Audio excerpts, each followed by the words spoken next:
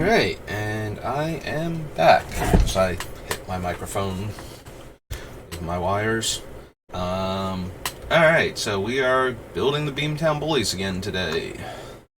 We are on part 29, and we are getting near the end. I was really hoping, we would get all the way through the card selection portion before August, but I do not have enough time for that today.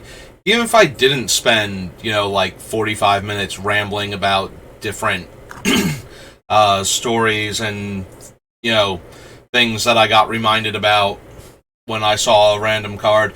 And we are doomed today, because this is Time Spiral, and Time Spiral, unless I have managed to say most of the stuff that I was going to say in previous videos, Planar Chaos and Future Sight, and things that reminded me of stuff in Time Spiral.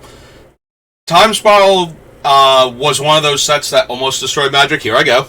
One of those sets that almost destroyed Magic, which is surreal to me because I was the target audience for it, so it hit, all over the place for me. I got all of these references. So especially Time Spiral itself, which is the past set. So Time Spiral, Planar Chaos, Future Sight is past, present, and future. And Time Spiral is all about cards that already existed. And I devoured information about early Magic when I first started. So back before you could commonly look things up on the internet, and back before we had, websites like we do now where you can just have all this information, where we have, Gather. I have a book, a physical book, that contains, the, physical images of every printed Magic the Gathering card up through, the Urza's block or something. It is an actual physical book. It's the Magic the Gathering Encyclopedia. And I loved having that thing, because I could look at all of the old cards and have their game text. It was super helpful when I have a bunch of Italian legends, and later on, when I got the Portal 3 Kingdoms cards. Because a lot of them are in Chinese, and a few of them are in Japanese. I got very few English copies, because it was primarily made to be sold in China. And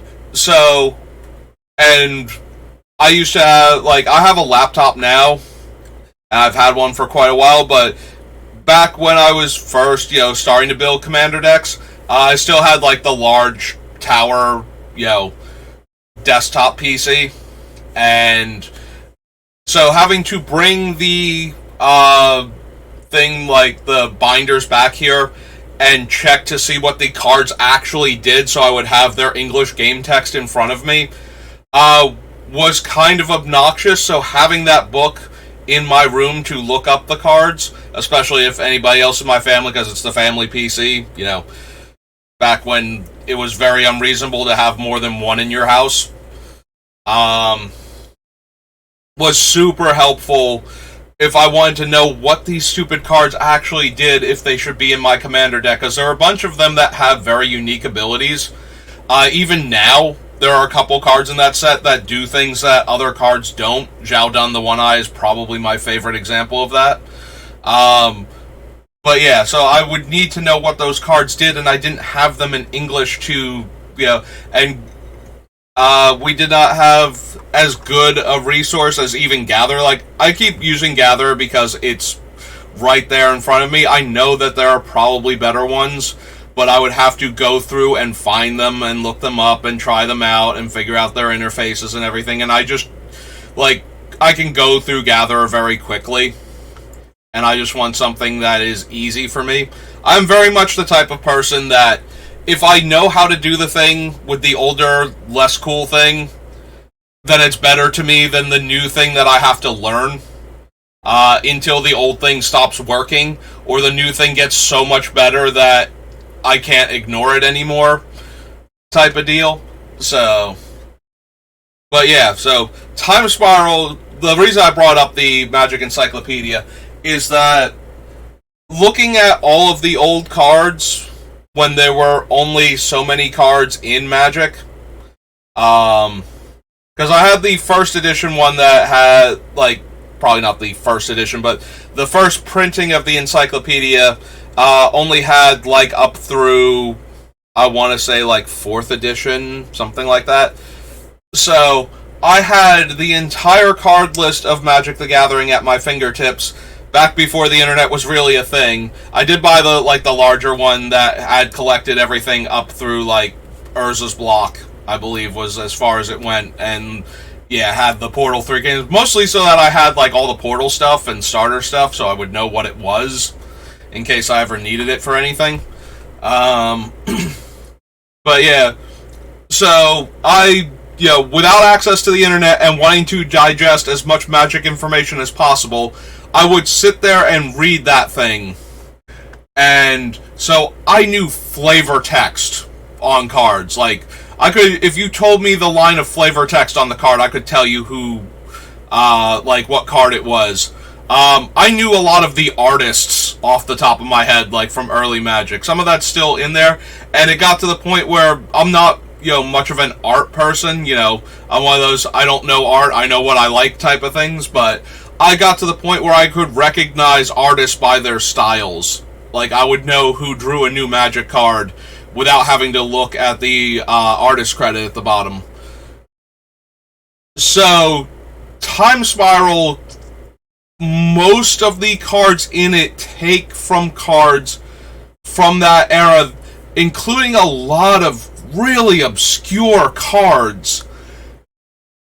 And I got all of the references because I knew all of these cards inside and out for the longest time. Like, so Time Spiral was definitely, I'm the person that Time Spiral was aimed at. Time Spiral was very much aimed at enfranchised players who have a long history with the game. If you were a newer player and you came in on Time Spiral is a double whammy in that regard, because not only do you not get the references, and a lot of the cards would be more difficult to parse because of that, this is also by far the most keyword-heavy block ever in Magic. Like, I don't think, like, the Modern Masters or, like, Master sets in general, or Modern Horizons and the Master sets in general have as many keywords as Time Spiral block does. They started inventing them and sticking them on individual cards in Future Sight. Like, there are so many keywords in this set that it will boggle the mind of a newer player who's still trying to learn the basics of the game. Like, this set is horrendous for new players, and that is why it is one of the sets that nearly killed Magic. Like, when you think of sets that nearly kill Magic, you tend to think of sets that are super boring and bland and don't have a lot going on. Sets that are very low power and didn't add much to the, standard or any of the other constructed formats where people would buy lots of packs to get the cards. Sets that were extremely broken where they turn people off. No. Hyper complexity is one of those things that will kill Magic because new players can't get into the game. And if you try to get into the game right when this is coming out, and you get deflected away from the game because of how absurdly complex the game is, you will probably not make it back into Magic. Like, Magic is not an easy game to begin with. Magic is extremely complex and has a lot of things going on, and this set just ramped that up to absurd levels. So,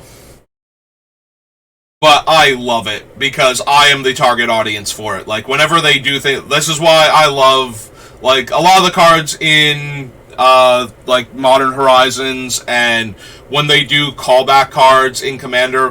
One of the things that makes me sad about Commander right now is how all of the decks are very focused on the set that they are attached to.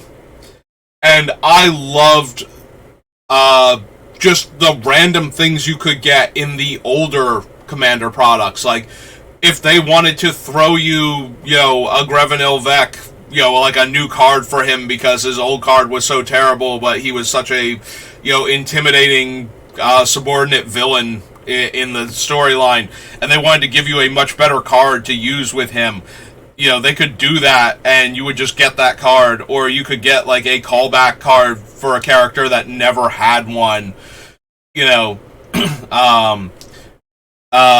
Zansha, probably one of my favorites. Like, I'm looking forward to the Brothers War just to see if we get Gix, as in Priest of Gix, Claws of Gix, Ring of Gix, creepy little Phyrexian dude. Not even little, I think he's, like, probably a tall human, actually. Like, tall, slender humanoid. There's pictures of him on some of the Urza Saga cards, but that was a villain that I always wanted to see what his card would do, and we never got one, so I'm really hoping he finally gets a card. He is one of those, excuse me, one of those characters that players who have been playing long enough or have gotten into the story do ask for fairly often. Like, every weird character that has shown up in Magic lore has, like, one fan out there, and if they are vocal enough, it's at least something that the designers and developers are aware of, and if there are enough different people that are asking for it, it kind of goes on a list. And then when they have something that works for that character, or a slot that character can go into in a product, they try to get as many of those type of characters in. This is why things like the first Commander Legends set, Modern Horizons, and the Commander decks that aren't tied to, like, a new set, like a new plane. Like, we can't have somebody from Dominaria showing up in the Commander deck, like a new character, like a new card, rather. Not a new character, but a new card showing up in, like, the new Capenna Commander decks. That's, like, a character that was important to the storyline on Dominaria during the Dark. We can't actually do that. I mean, we can, but they won't, because they want to focus on, characters that exist on the plane of New Capenna that the Commander decks are themed of. We'll get old cards from all the other planes because they're Commander decks, and you gotta slot in some good reprints and, cards that work with the deck, so that way players are getting these cards, but, yeah. So this set is definitely for me. Like, more so than most other things. So we got cards that let us block Shadow creatures, because Shadow made a comeback. So, similarly to, like, how Red and Green did not get Shadow creatures in Tempest, and got cards that interacted with them instead, we have Shadow Web, that allows the enchanted creature to block Shadow and flying creatures. Aether Wall can also block Shadow creatures and has fire breathing. Flashback came back. Like, everything came back in this set. So we have Ancient Grudge, which has the, it's a red spell with a green flashback, and the ability on is both red and green. This was obviously one of the more popular ones, especially with lots of powerful artifacts, left over from the Mirrodin era, running around in, like, Extended and whatnot. Having a shatter that you can then flash back in your zoo deck, very helpful. You'll bear with Set's Mechanic, 2 mana 2/2. I believe this is where we keyworded flash, where you could play a spell anytime you could play an instant. In the time set is where we decided we needed a keyword for this time mechanic. Aspect of Mongoose. Enchanted creature gains Nimble Mongoose's not hexproof Shroud aspects, and has the Urza Saga era where the enchantments, when they go to the graveyard from the battlefield, go back to your hand. Again, all of the references. Assassinate is, of course, because it's a black spell that can destroy a tapped creature, as Royal Assassin. Assembly Worker is the creature that Mishra's Factory becomes, and it can be pumped by Mishra's Factory and has the Mishra's Factory like tap to pump ability. So that is cool. Trample Haze deals combat damage to a player. That player discards their cards and draws that many. Similar to the other insects. In like the Fly from Mercadian Masks and whatnot. Slivers came back, and all of the Slivers have abilities based on other creatures. So Basil Sliver is Basil Thrall. Basalt Gargoyle is a Granite Gargoyle with a little extra power and echo. Blazing Blade Ascari is a one of the flanking creatures from Mirage, but with the ability to become colorless, similar to Ghost Flame from Ice Age. Boggart and Hellkite is a pyrotechnic staple to a large angry flash dragon. And an extra point of pyrotechnics while we're at it. Yeah. So, literally all of these cards are references and callbacks to previous Magic cards, with slightly different.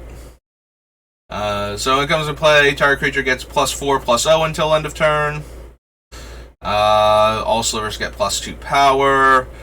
Brass Gnat is a Brass Man, but with flying and less toughness. These lands are the storage lands from Fallen Empires, except for 2 colors and slightly better. We have a Madness version of Raised Dead. Candles of Lang from Library of Lang. Reveal the top card of your library. If it's the same name as a card in your graveyard, put it into your graveyard, otherwise draw a card. So notably, if a basic land goes to your graveyard, then the candles won't do anything. Unfortunately, we kind of want to mill certain cards into our graveyard rather than draw them and have to discard them later. So I don't think we need the candles. Like, they're okay, they're not amazing. Prevent all damage that creatures would deal to players this turn. Chromatic Star. Chronotog Totem. All of the totems are, creatures that were super popular at one point in time or another in Magic. Chronotog was a weird card, so Chronotog was designed to be the blue ATOG, and to have it do its thing, they had it eat time, which was represented by you skipping your next turn. In order to stop you from just winning the game by skipping 10 turns in a row and making this a 31 power creature when it goes unblocked and having like counterspell backup, they made it so it could only be activated once per turn, so you could only skip 1 turn per turn. What wound up happening with Chronotog was that people paired it with Stasis and Kismet. So Stasis, players don't untap, and every turn you have to pay blue or sacrifice Stasis. So the idea is eventually, unless you are constantly top-decking islands and reserving them for Stasis, you will eventually run out of mana and won't be able to pay. So it will go away on its own. Kismet is opponents' creatures, artifacts, and lands come into play tapped. So that stops the player from, playing lands, waiting until they have enough mana, casting a creature with, preferably Vigilance or something, and being able to attack you to death underneath the stasis. And then you played Chronotog, and now all of their stuff is tapped, all of their stuff will be tapped, and you're not taking turns anymore, so stasis is never going away, and your opponent will deck out. That was one of the earlier combo decks in Magic, right after Prosperous Bloom, and Channel Fireball was the original combo kill, and decks were certainly interested in trying to assemble that, but that was more of I'm going to kill you with a lot of mana and Fireball and the other stuff in my deck, and if I happen to draw a Channel in the opening hand with Black Lotus and a red mana source, then, here we go. Gotta get some water here.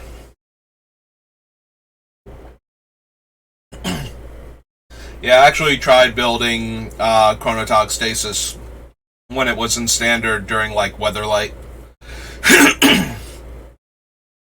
Clockwork Hydra, referencing all of the Clockwork creatures.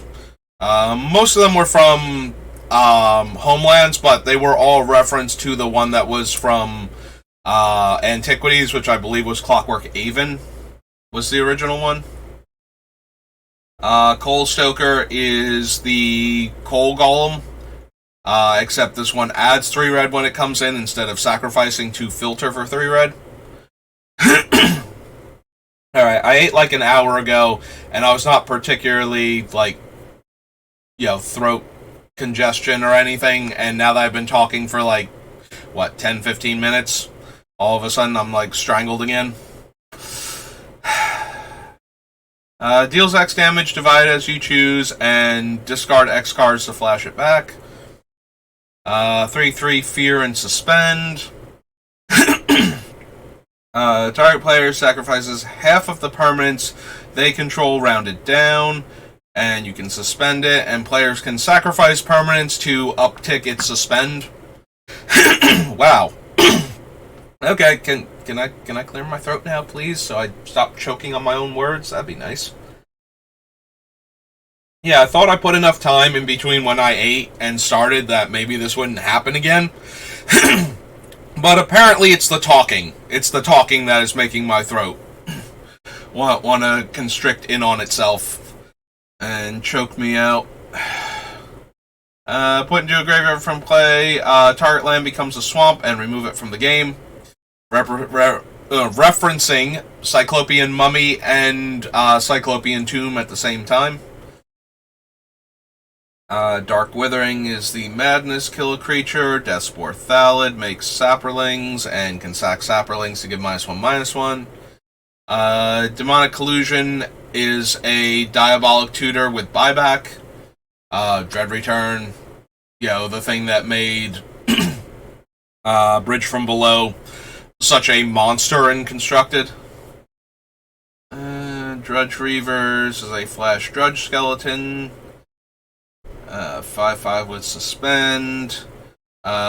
Bigger version of the Tracker from the Dark. Empty the Warrens, of course.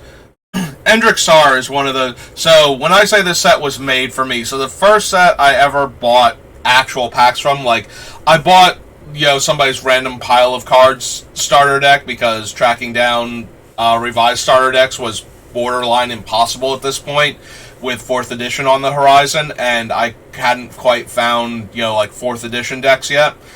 So, the first packs I could get were Fallen Empires, because they were everywhere that had Magic, and they were like $1 a pack.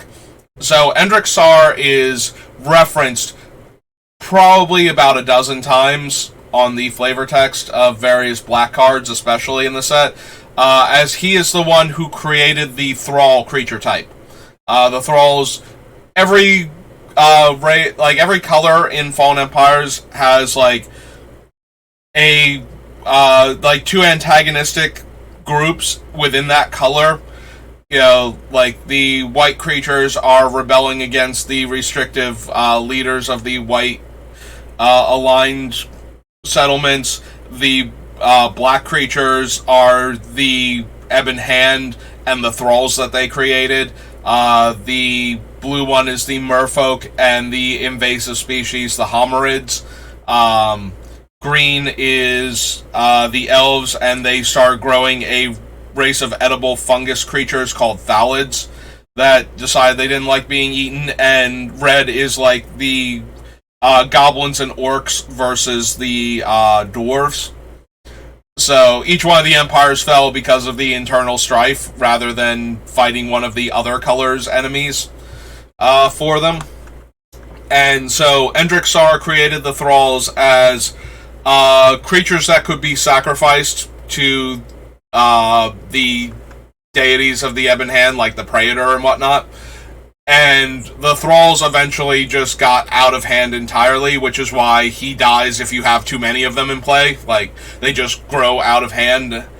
But they are great as a creature to sacrifice for things.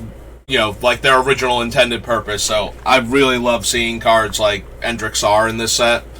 Like, the character actually got a legendary card, and it fits, like, the storyline for that character type of thing. Evil Eye of Urborg. Non-eye creatures you control can attack. Whenever Evil Eye becomes blocked by a creature, destroy that creature. So this is noteworthy because if we give it to our opponents, like, let's say they can kill us, and we give them the Evil Eye of Urborg, now they can attack us with the Evil Eye, and the Evil Eye won't let them attack with anything that's not like a changeling or one of the 3 other eyeball creatures in Magic, which are both, like, the changelings are way more likely, but yeah, we can actually give them the Evil Eye, and then the Evil Eye is a 6 power creature, so opponents not blocking it are getting chunked pretty hard, and anything that blocks it gets destroyed. So, you know what? I'm gonna add it to the list. It's below 5 mana, it is 5 mana, which puts it below, like, the 6 and 7 drops that almost all of these creatures have been having lately. So we're just gonna put the Evil Eye of Urborg on the list. It might not make it, but it has the potential to, at least. 2/1 Shadow comes into play. Remove another target creature with Shadow from the game. Leaves. Okay, so Faceless Devourer is Faceless Butcher, but for Shadow creatures. Fallen Ideal turns the creature into Fallen Angel. Enfeeblement, or Feebleness is Enfeeblement, and Weakness. Technically, it's Weakness, but with Flash for an extra mana. Firemaw Kavu is Flame Tongue Kavu, except that it deals 2 when it comes in and 4 when it goes out. And since it can deal the 2 damage to itself, this is like one of those things that, like, Mark Rosewater likes to be super proud of. Is so you can play him and you can kill like a 2 toughness creature, and then you can kill like a 4 toughness creature in combat, or just not pay the echo and kill the 4 toughness creature. Or if you really super need that 4 toughness creature dead, you can have it hit itself at first, kill itself immediately, and then kill the other creature, and just turn into a 6 mana 4 damage burn spell. Firewake Sliver is Fires of Yavimaya as a Sliver. Love Flagstones of Trocaire. Like, one of the few times where being legendary is actually kind of to its benefit. So you would tap it for white, play another Flagstones. The old legend rule used to kill them both, and then you would go get 2 planes out of your deck, and now you would have, instead of having 2 mana there, you have the 1 floating from the first Flagstones. You wouldn't be able to activate the other one because the state-based actions would immediately kill them both. And then you would be able to get 2 planes out of your deck and tap them for mana. Oh no, they come into play tapped. Huh. I could have sworn you used to be able to pseudo-ramp with Flagstones of Trocaire, but I guess not. It's just that you would get to fetch 2 lands out of your deck. They do come into play tapped. Huh. I'm, like, misremembering this then. Maybe I misplayed them at some point in time and nobody, like, caught on to it. Like, I misread it and thought they came into play untapped. And then I probably figured it out and stopped doing that, and then years later I remembered it as what I used to do with it, and therefore it working. Kind of like when I used to, like, for, like, 2 games, I was able to throw Stuffy Doll into my other creature's maw with Prey Upon before somebody went, no, that's one of the fight cards where you can't choose your own creatures, and I'm like, oh, it really is. And then I had a much worse tournament experience. I mean, I think I still won, but I was very sad because the making my large angry green creatures fight Stuffy Doll to kill my opponent was very amusing to me. And I like the idea of Stuffy Doll just, like, throwing himself into the maw of my giant creatures for the sheer joy of doing it and my opponent paying the price for it. But yeah, the fight card was Prey Upon, and Prey Upon will not let you have your own creatures fight each other. There are cards that will, though. There are certain cards in Magic where you do fights, and you're allowed to fight your own stuff if you really want to, and I confused Prey Upon as one of those because it was one of the earlier ones, and I felt like they were changing away from that. I didn't realize that they had started with that, with Prey Upon as being one of the first cards to actually keyword fight, and then had, like, you know, bobbled back and forth on whether or not you could do it to your own creatures. Flame Core Elemental is just a 5/4 with Echo. Spell Shaper 2/2. Oh, he's Flowstone, so he gives a creature +1/-1 and gives haste for good measure. Phyrexian Totem is the two-headed giant. Fortune Thief is oh god, what is his actual name? Ali from Cairo. Yes, red, the color that makes you immortal. Not white. Red is the color that will grant you immortality. So while this creature is in play, you can't take, like, if you take damage that would reduce you to less than 1 life, you go to 1 instead. So, based on the card from Arabian Nights, that would not let you die. Why that was a red card, no clue. But it was, so that's where we're at. Silly thing, stop wandering off of my various controls up here in case I need them. There's the red-green land. Fungus Sliver, of course, turns it into the fungus monster. Oh, what was its actual name? It's like a 4-mana 2/2, and when it's dealt damage, it gets +1/+1 counters if it lives. I want to say it was something like Fungus Monster or Fungal Monster, but I can't quite remember now. Fury Sliver gives Double Strike. Gauntlet of Power is Gauntlet of Might for the color of your choice. Right down to it affecting creatures you don't control and lands you don't control. Gemhide Sliver is the Mana Fixer.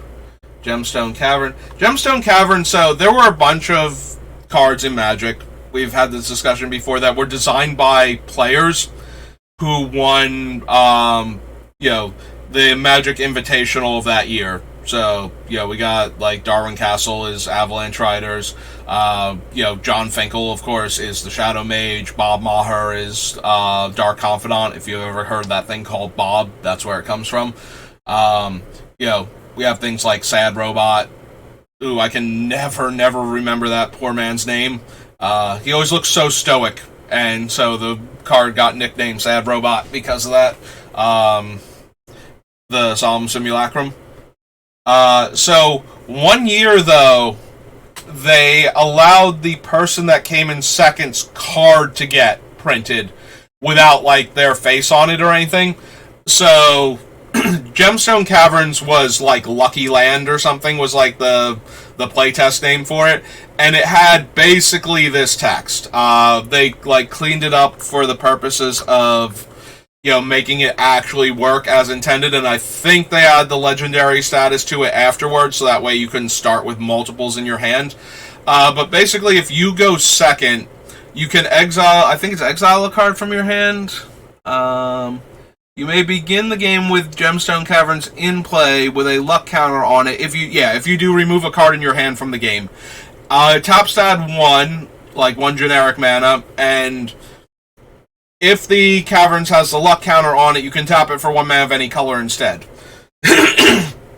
So, the Gemstone Caverns, if your opponent goes first, you can go down a card in hand to get a free land drop, and then presumably untap on your turn and play land. Also of note, Gemstone Cavern was how you used to win.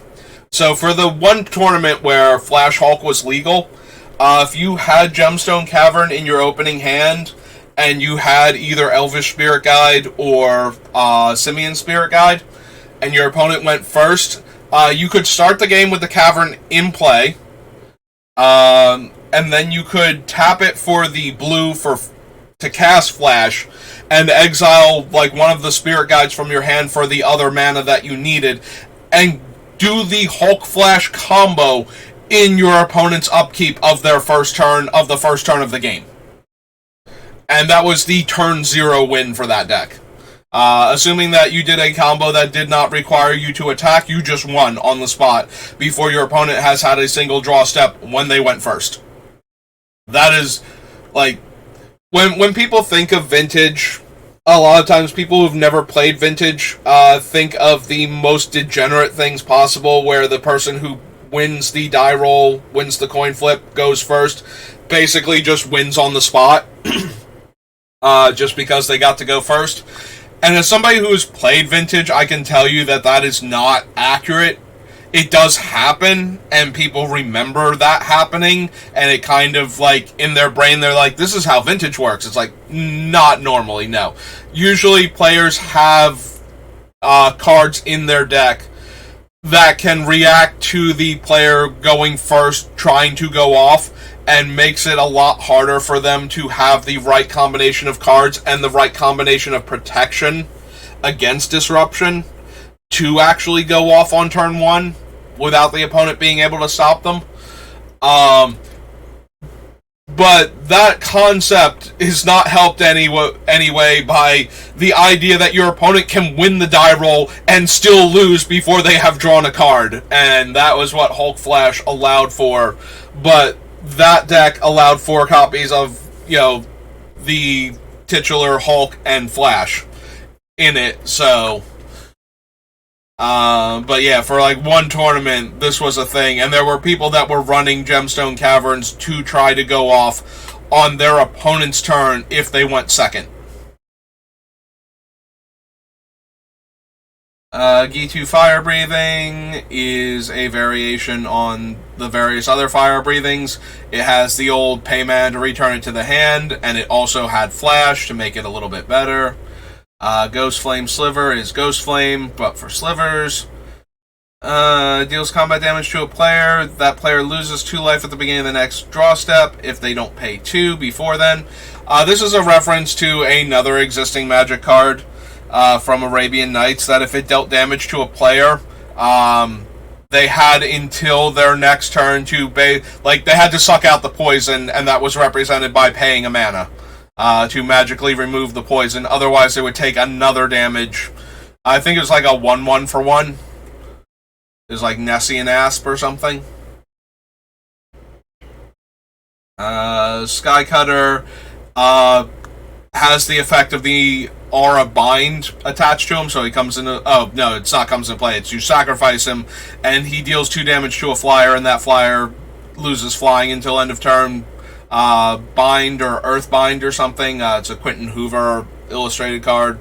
As like the fairy all tied up by vines. Did the same thing where it came into play, the creature lost flying, and it dealt 2 damage to them for coming into play.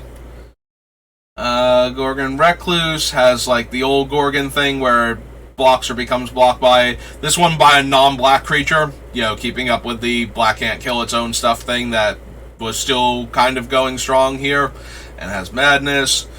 Grape Shot being, because that other one was, at 3 mana and only being able to deal damage to, creatures, we needed a better version of that. Storm desperately needed a better version of that. Although, to be fair, they did want Storm to be something you could do in this set. Which, later on, they're like, you know what, maybe Storm never in Standard again. To the point where Rosewater actually named it the Storm Scale. For the likelihood of a mechanic coming back, because Storm was like the example, the go-to example of a mechanic that they were never ever going to print in a standard legal set again.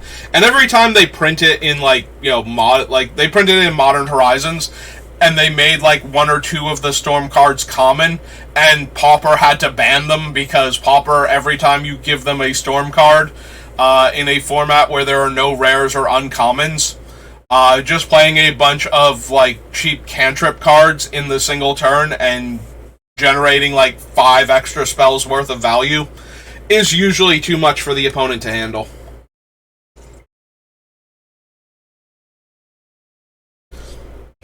Greater Gargadon.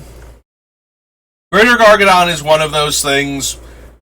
So you suspend it for red, and then while it's suspended, it is a great aristocrat sack outlet. Um, anytime your opponent tries to target one of your things to like steal it or kill it and get value out of killing it, you can sacrifice it to Greater Gargadon, and eventually you'll downtick him enough where he comes into play and he's a 9/7, and because of how Suspend works, he has haste, so you can just have him attack out of nowhere. I think we have enough other stuff for sacrificing that we don't need Greater Gargadon, and he does have a limit. Between turns and sacrificing, once you get to that 10, he's just in play, and we would have to get him back to our hand and resuspend him in order to keep using him as our sacrifice outlet. So, but definitely one of the earlier potent things. And of course, there was always the, opponent's low on life, go all in, just haste this thing out real quick and try and attack for lethal. Green, tap, discard a card, get a basic land into your hand. Okay. Target creature without flying can't block this turn in Storm. Yeah, this is one of the way less... When the Storm cards are actually giving you an advantage, moving the game state closer to your opponent being dead, is when they're the problem. Things like this are never going... Like, they could print cards like this and put them in Standard, and they would not be anywhere near as dangerous as, anything that can deal damage to an opponent. Or even the opponent's creatures. Like, if you put a spell in there that's like... If we put the volley back in, like the 3 mana deal 1 damage to a creature, and you put enough cheap cantrips in the format to the point where your opponent can mow down your entire board with that one spell, plus having drawn a bunch of cards and generated a bunch of mana. That in that regard, Storm is too much and too dangerous, but cards like this, I genuinely forgot this one existed. Like, it is so underwhelming compared to what the actual, like, game-ending Storm cards do.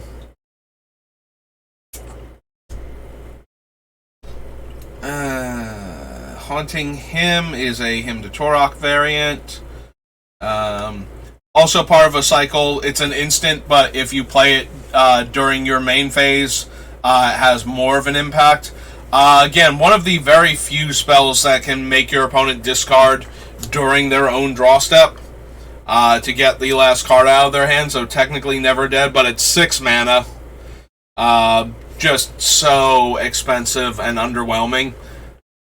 And not as good as, like Funeral Charm, which, because it had to be on an instant and had the ability to make your opponent discard a card, and Piracy Charm, which is a Funeral Charm in blue from Planar Chaos, because it fit all of a sudden to...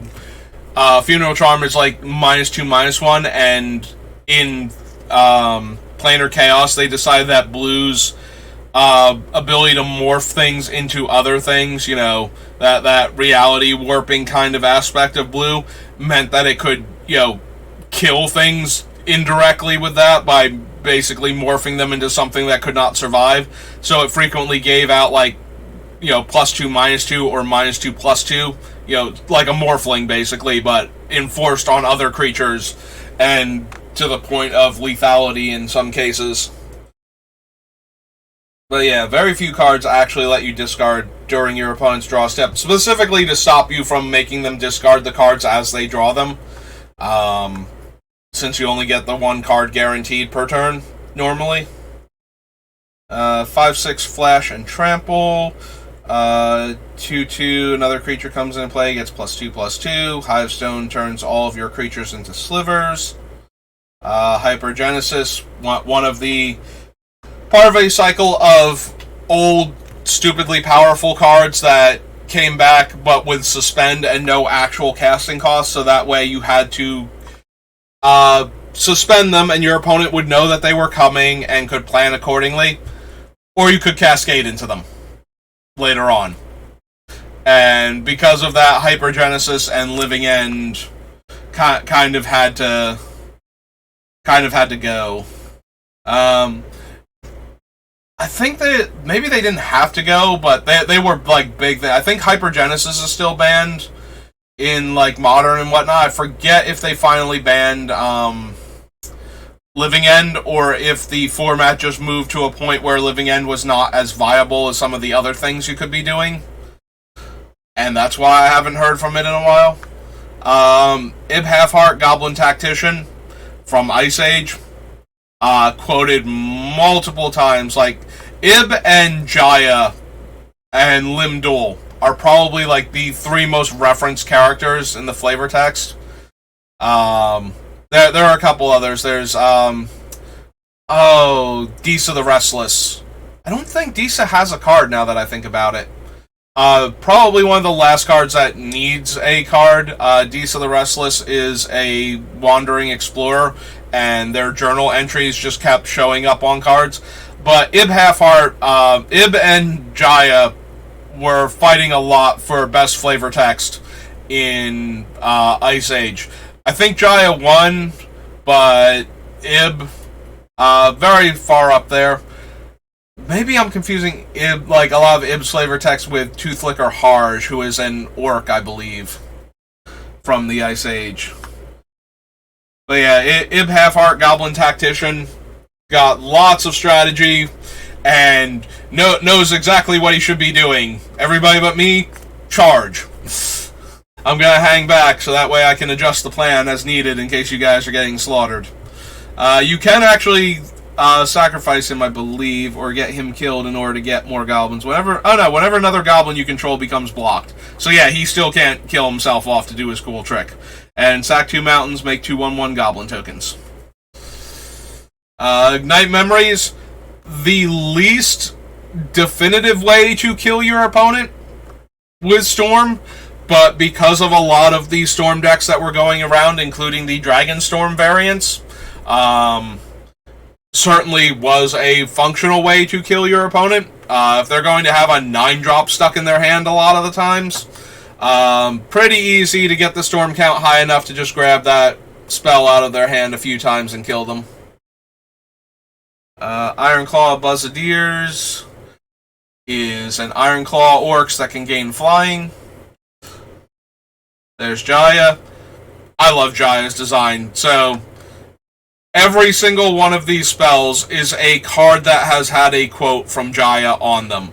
So, she has Pyroblast, Incinerate, both from Ice Age, and then Inferno, the thing that deals 6 damage to all players and creatures, got reprinted after Ice Age, so I think like 6th edition it was, or maybe 7th edition, which added a quote from her to the flavor text as the flavor text for it. So yeah, all 3 of her abilities are cards she is quoted on, and I found that very entertaining. Time Bug lets us add or remove counters. That being said, I don't think we're going to run her. She is okay, but, you know, it's a cool design and certainly playable at the time in Standard because there was a lot of blue decks running around, so being able to destroy a blue permanent or counter a blue spell. Oh, right, she only destroys the blue permanent. I thought she had, like, full-on Pyroblast. I guess the full thing wouldn't fit on her. That is kind of disappointing. I genuinely forgot she could not counter the blue spells, because it's supposed to be Pyroblast that her game text is from, or that ability is mimicking, so that's where her flavor text was from. Karavek the Merciless, also a card that got referenced multiple times during the Mirage storyline that never got a card until now, and boy is he a jerk. Like, I think the only thing that stops Karavek from being more ubiquitous in Commander is his massive casting cost to begin with, because he hates one of the very core concepts of Commander, which is casting big, splashy spells. Whenever an opponent plays a spell, he deals damage to target creature or player equal to that spell's converted mana cost. So yeah, Karavek actually tears down everybody very quickly for casting large spells. Like, you try and Plague Wind him away, he's going to dome you for 9 on his way out. Or somebody for 9 on the way out. Whoever needs to die most. So, yeah, Karavek. It's the 7 casting cost. Like, I have seen some Karavek decks before, and he is obnoxious, but usually the 7 is prohibitive enough that it stops him from coming down and staying alive long enough to actually just take over the game entirely. 4/1 first strike and suspend. The actual land Kerkeep that makes kobolds of Kerkeep tokens and taps for mana. Croson Grip, easily one of my favorite cards from Time Spiral. A way to interact with powerful artifacts and enchantments that the opponent can't stop. Granted, there are ways, morph creatures, for example, onboard triggers, but Croson Grip is just the closest thing to a perfect answer, like something that is really borderline impossible for the opponent to stop you from using, and gets rid of the most problematic permanent types. Like, creatures and planeswalkers can be very problematic in Commander, but it's usually an artifact or an enchantment. So if they're not indestructible or hexproof or shroud, Croson Grip just gets them off of the table as close to guaranteed as any spell can be in Magic. Like, everything has an answer to it, but that split second just makes it so hard for the opponent to interact in time. Flying Trample, sacrifice a creature. If you can't, deals 7 damage to you and has Morph. So, a much more, like, a even more powerful Lord of the Pit, but still has all of Lord of the Pit's drawbacks, so.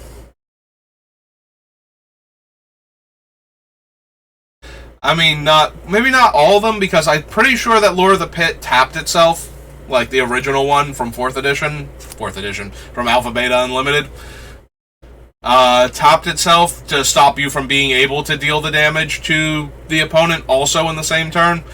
But yeah, 7/7 Flying Trample, and you still get to attack with it if you can't sacrifice the creature. If this were a deck where we were giving away the creatures with the intent that our opponent keeps them and they keep hurting them, this would be fine. But that's a completely different deck. You know, maybe one day we'll come back and we'll build like John Arenicus from Baldur's Gate, who can give out your stuff with the and goad it, and with the idea that the players are going to get stuck with your stuff for as long as they're in play. There's Limdul the Necromancer. Like, the main antagonist of the story doesn't get a legendary card, but Skeleton Ship does. We didn't see Skeleton Ship because it's part blue when we were going through Ice Age. Skeleton Ship is one of the earliest legends outside of Legends, because this is the first time we had new legendary permanents, and we got General Jarkeld, who is somewhat relevant to the story. They are the leader of the Keljoran fighters, I believe. But instead of getting, Limdul or Jaya or any of the other characters that are constant, These are the Restless, all of these characters that are getting referenced left, right, and center on flavor text, we got a legendary pirate ship made of skeletons. And while that's cool and all, at no point in time in the Ice Age story, I think, do they ever even reference that thing existing. Like, it's like, in-universe, if there's the equivalent of, like, the Flying Dutchman, and it exists in-universe, and it's, like, written on the page in a book somewhere that nobody in the storyline ever reads, then why is it... Like, Skeleton Ship is my favorite why is this thing legendary. Like, in any sense in Magic, this thing is not legendary other than that they bothered to put the legendary type on. It's not like this thing, if you played like 4 of them, you're doing it. It's a 5-mana 0/3 that taps to put a -1/-1 counter on a creature. I do have it in my, what's his name? Volrath, the Shapeshifter deck, because it gives out -1/-1 counters and because it amuses me.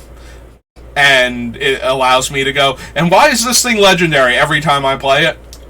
But yeah, we couldn't give, that spot to Limdul. Like, he's a necromancer. If you had made him like a blue-black like, an O3. Like, if they had given him all of Skeleton Chip's stats except for, like, the Island Home aspect of him, but he's an O3, so why does he even need Island Home? And they were just like, and then he could tap to give -1/-1 counters on it. I would have accepted that. He's a powerful necromancer. He can just reach out and slowly kill anything without ever having to get anywhere near it. Like, you're not safe anywhere. He will drain your life force from you regardless of where you are and just kill you, and that would have been fine. But no, we gave his spot to Skeleton Chip.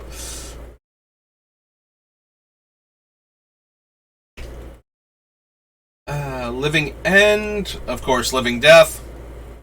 Lotus Bloom being the artifact part of that cycle and being a Black Lotus. The Locket requires cards of the same name, right? Yep. Every time I see Locket, I think it's like one of the other cards that has a similar effect, but then I'm reading and it's like, oh right, has the same name, and then it never, does not function. Here are our Megasis of the artifacts. The artifacts being Candelabra of Tawnos, Mirror Universe, and Cursed Scroll.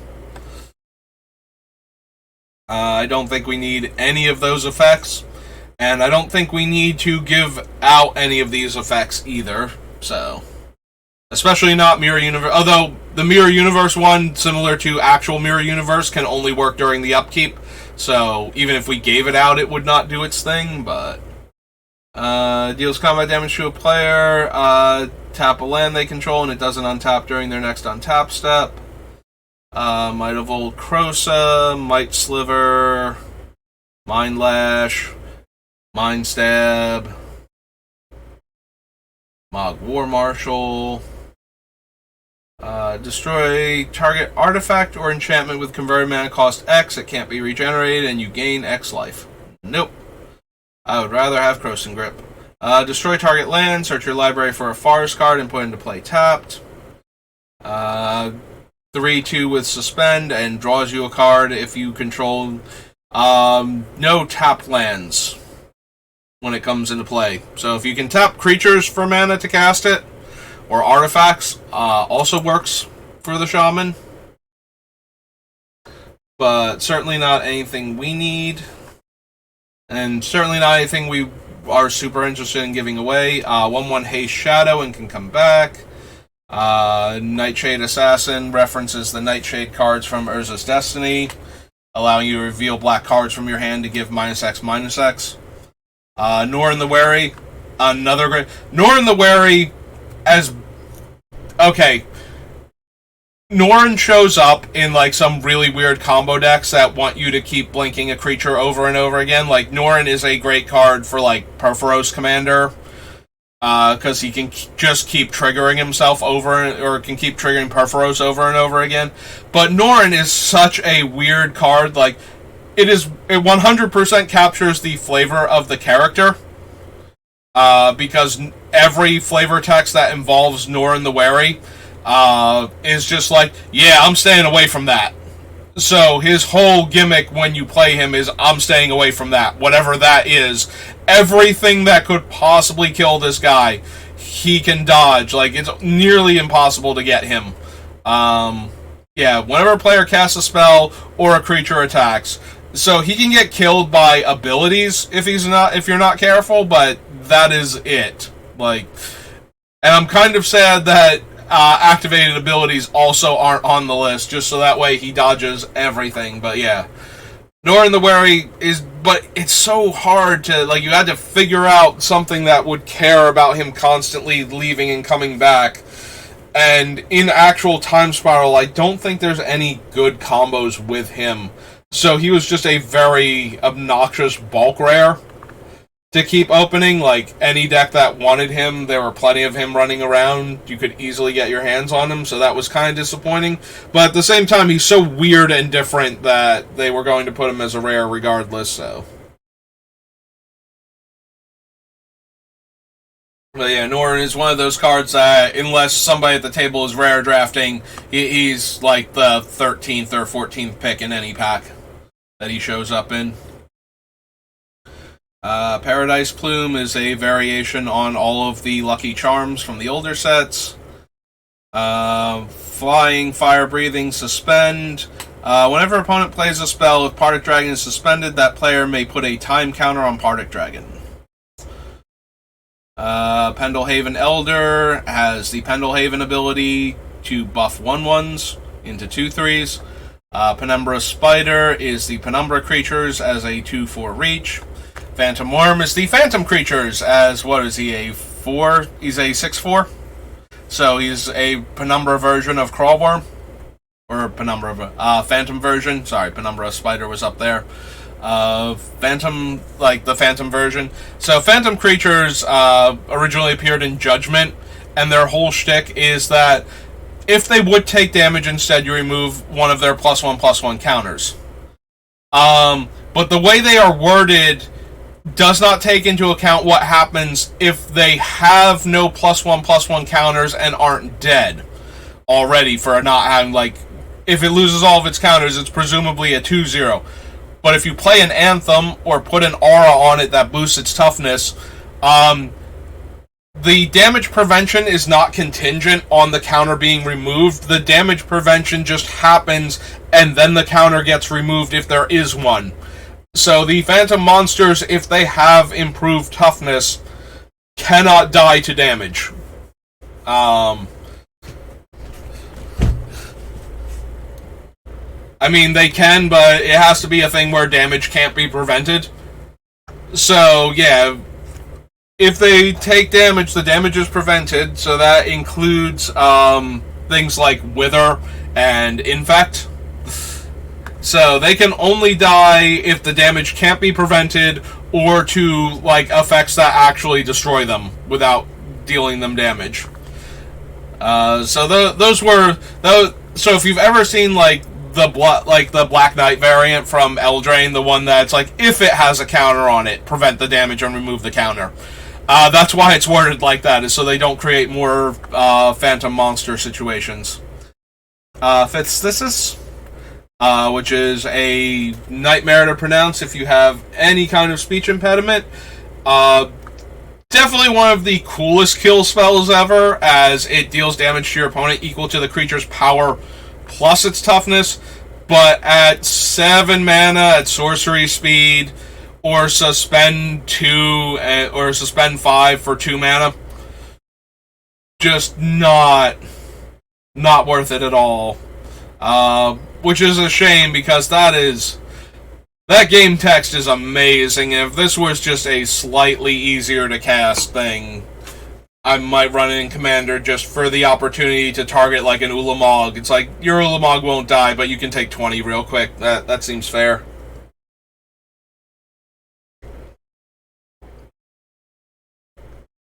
Phyrexian Totem is, of course, Phyrexian Negator. Pit Keeper is Oversold Cemetery on a body. So, Oversold Cemetery as a Gravedigger. Plague Sliver is amusing to me because this is the one where if the stupid artifact had not been creatures you control, you would just play Plague Sliver and your opponent would take damage equal to the number of creatures they control, because it would turn all of their things into slivers.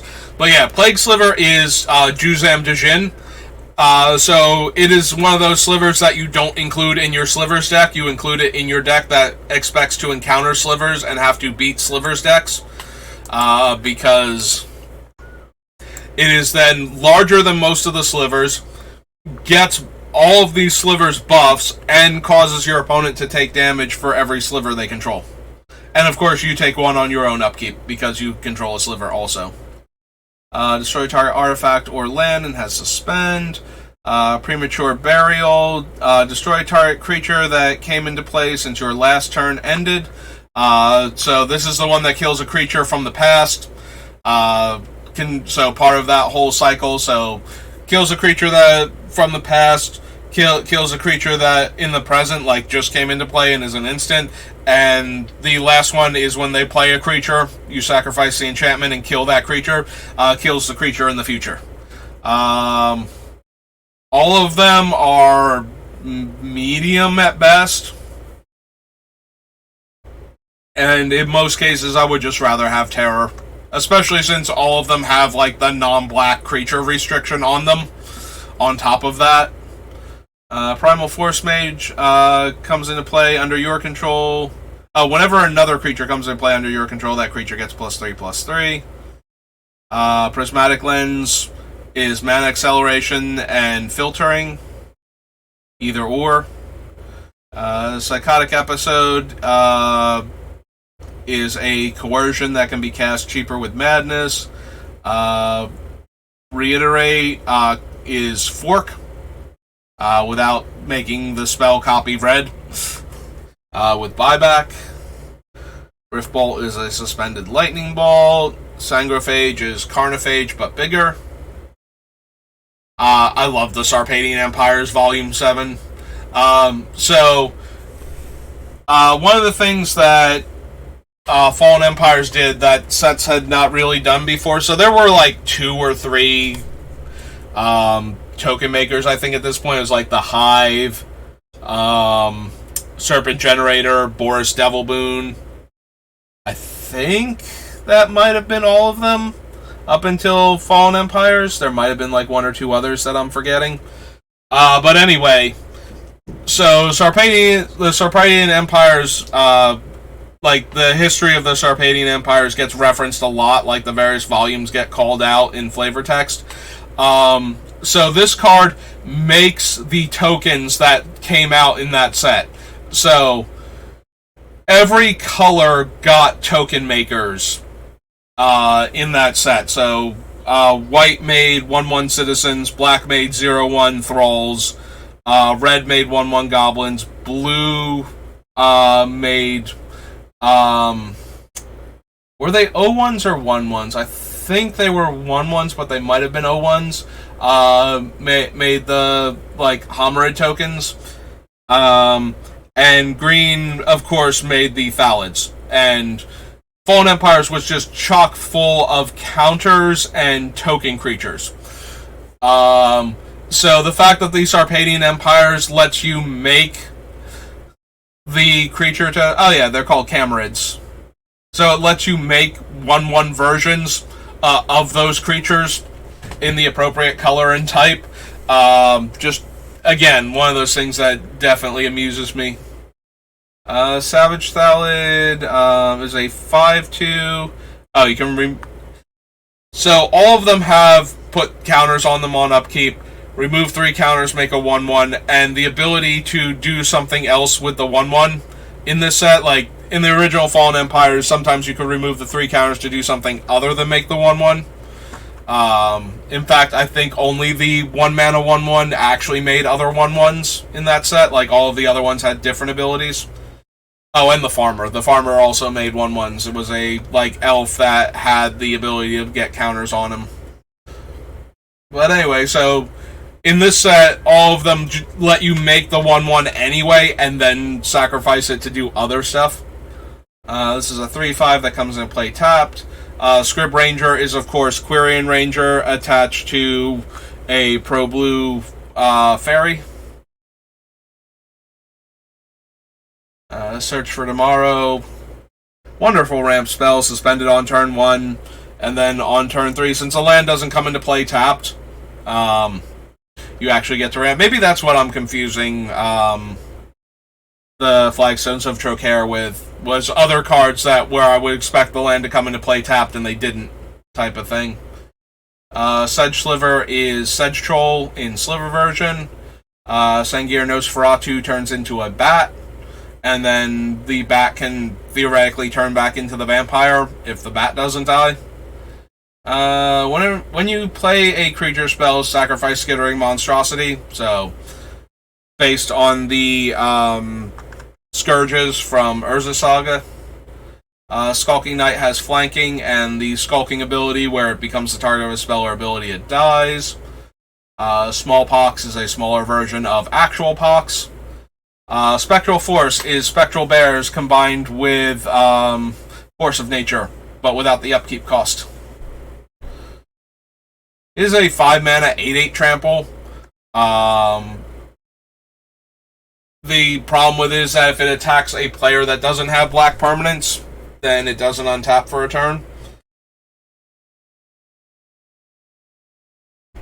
So in that regard, not that great.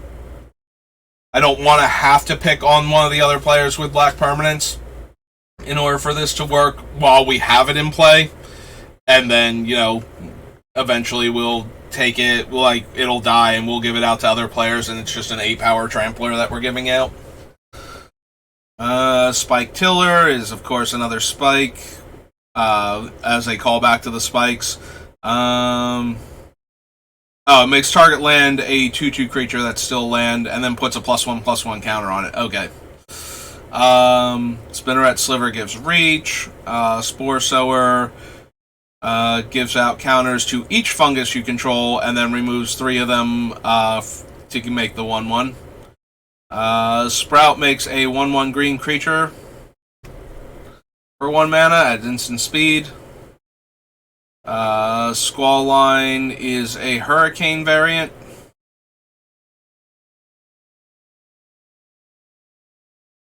Stonebrow Croson Hero. Trample. Whenever a creature you control with trample attacks, it gets +2/+2 until end of turn. I genuinely have forgotten we had a trample lord in this set. Stonewood Invocation gives +5/+5. Shroud until end of turn at instant speed. Strangle is a black spell that flashes back for red, which is why it has to care about toughness. Since we had finally moved away from red being able to just randomly kill things by spending a ton of mana on it. So, in order for it to flash back as a red spell, it had to be more red-like and care about toughness, even though it wasn't dealing 3 damage. Gains trample and +X/+X based on the number of attacking creatures. There it is. The only shadow creature, as far as I can remember, that has more than 2 toughness. Stronghold Overseer is a 5/5 flying creature with shadow. So it is bigger and meaner than any other shadow creature around. Also of note, it can pump creatures with shadow while making creatures without shadow smaller. So its pump ability allows it to attack for more damage, but also lets it play defensively. If your opponent attacks you and all of your stuff has shadow, you can just spend like 6 mana and give your opponent's attacking creatures -3 power until end of turn. If you're mono black. Mr. Stuffy Doll, easily my favorite card from Time Spiral. Stuffy Doll appears in the artworks of Black Vice, the Rack, Cursed Rack, and Leshrak's Rights, I believe, are the ones that he is very prominently featured on. And in every one of those artworks, like, things are either happening or about to happen to him. And the idea that he is this little indestructible doll that can just take it and doesn't care and will just keep getting hurt constantly and is killing your opponent in the process by doing it is just absolutely wonderful. He looks so happy. And this artwork specifically, I hate that they changed the artwork. I love that it's the little stuffy doll from, like, the old Magic artworks. 2/3 Echo, comes into play or leaves play, deals 1 damage to each creature without flying. Sudden Death, Sudden Shock, Sudden Spoiling, all split-second cards, -4/-4, 2 damage, and opponent's things become O2s. Sulphurous Blast deals 2 damage to each creature and each player. If you play it during your main phase, it deals 3, so this is the red version of the other card that we saw before. Swarmyard is a take on, specifically Elephant Graveyard, land from Arabian Nights that let you tap to regenerate an elephant. So this one lets you tap to regenerate insects, rats, spiders, or squirrels. All wonderful creature types in their own right, except for spiders. I could do without them. I mean, yes, in Magic, spiders are perfectly fine. And I suppose for the ecosystem we need them, but I prefer no spiders, thank you. Tectonic Fiend is a 6 mana 7/7 that attacks each turn if able and has Echo. There's Tendrils of Corruption, the card that I was confusing Tendrils of Agony for the other day as far as names go. Deals X damage to target creature and you gain X life based on the number of swamps you have. Was this the first time we had Terramorphic Expanse? I feel like it is. I feel like this is where this card debuted, and then we got Evolving Wilds, and then we just kind of kept going back and forth whether or not it was Terramorphic Expanse or Evolving Wilds. Yeah, if you are going to run, like, the top and you don't have the original fetch lands, like the Zendikar and the Onslaught brands, like even the reprints of them, you will need cards like Terramorphic Expanse to shuffle your deck instead, to make sure you are getting the most out of Sensei's Divining Top. So again, it's a 3-mana 2/2, and it makes 1/1 Saprolings, and you can sack the Saproling to give it +1/+1. Oh, target creature +1/+1 until end of turn, even better. 05 Defender gets in the way of a lot of things and slowly makes 1/1s. Felon of Havenwood, another card. So this is a card another character reference from Fallen Empires. And this is, so there was an enchantment in Fallen Empires that let you pay mana to put counters on your fungus creatures, so that way you could speed up the process of making the 1/1s or doing the other things with them. And this is the card that really would have helped having that around. So you can exile funguses from your graveyard to put more spore counters on each fungus you control, and it gives them +1/+1 for each spore counter already on them. So this was the guy that was like, hey, why don't we just grow new food? And kind of got out of hand. You have to unmorph this guy in order to get the 1/1 Saprolings, so that's not going to happen. As we can't give him out, be friendly, here, have a bunch of 1/1s. And we can't consistently do his thing either, and it's not really helping us anyway, so. Thick-Skinned Goblin is a reference to Keeper of Cookus, in that it's a goblin that can gain protection from red. Also lets you pay 0 rather than paying the echo cost of permanents you control. So, kind of a neat ability. Thrill of the Hunt, very good card in Limited. Combat Trick, and then another Combat Trick. Especially great if you can do green and white in the same turn and just blow your opponent out in 2 separate combats for 2 mana. Thunder Totem references Thunder Spirit, which is one of my favorite cards to point out on the reserve list, because it is a 3-mana 2/2 flying first strike. And creatures used to be so bad in Magic that was actually, worthy of a rare, whereas nowadays it would probably be a common or uncommon, and if it's an uncommon, it is for limited purposes, because a 3-mana 2-power flying first strike would be kind of obnoxious as a way to, hold off your opponent's creatures constantly. Trader's Clutches, target creature gets +1/+0, becomes black, and gains Shadow until end of turn, and then flashes back for 2. Discard a card, gain Shadow. Flying comes in play with 3 counters on it. Remove one of the counters, makes a 1/1 artifact creature with flying that has sacrificed this creature, deal 1 damage to target creature or player. So it is like Triskelion and Pentavis at the same time, hence the Triskelivis name. Trump the domains. They still weren't calling it domain as the keyword or the ability word on it. I could have sworn they had started using that on cards somewhere. If I click on it, does it say domain? Yeah, it says domain. When did we start using domain then, if not with the second time we came back and started having domain cards? I genuinely cannot remember now. Gives Slivers... Menace. Giant creature gets +2/+2 and can't block, and when this goes to the graveyard from play, comes back to hand.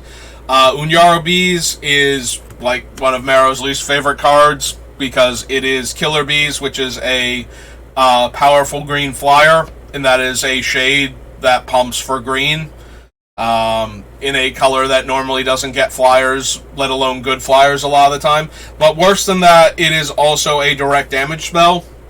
In green, the only saving grace for Unyaro Bees is that because it is a rare, and because green does get flyers at rare, and because it is a creature that is dealing the damage, I have to believe that if he really sat down and thought about it, Marrow would be way more okay with Unyaro Bees than any of the cards that inspired it.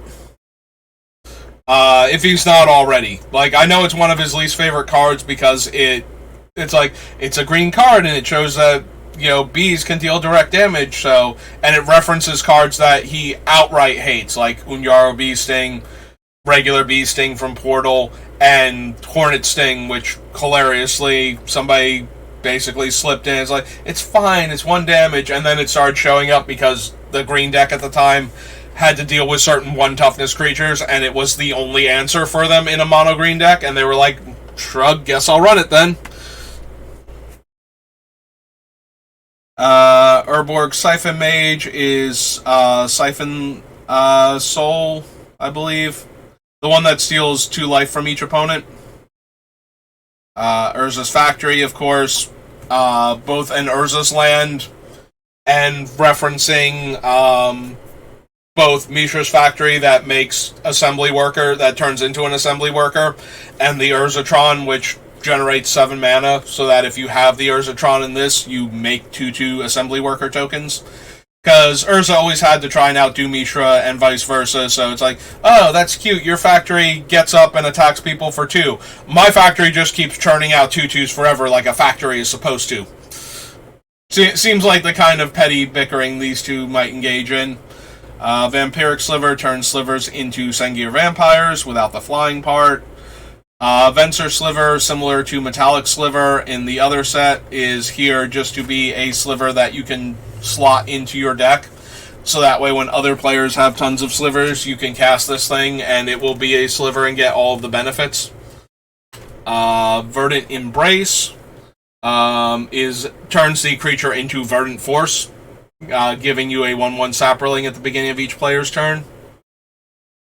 Do we want Vesuva as a way to get another homeward path? So that way we have redundant ones. We might.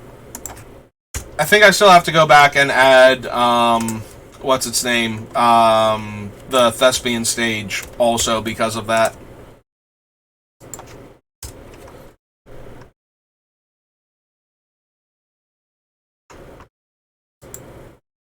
Suva, Viashino Blade Scout is a 2/1 flash, comes into play, target creature gains first strike until end of turn. Viscerid Lemures.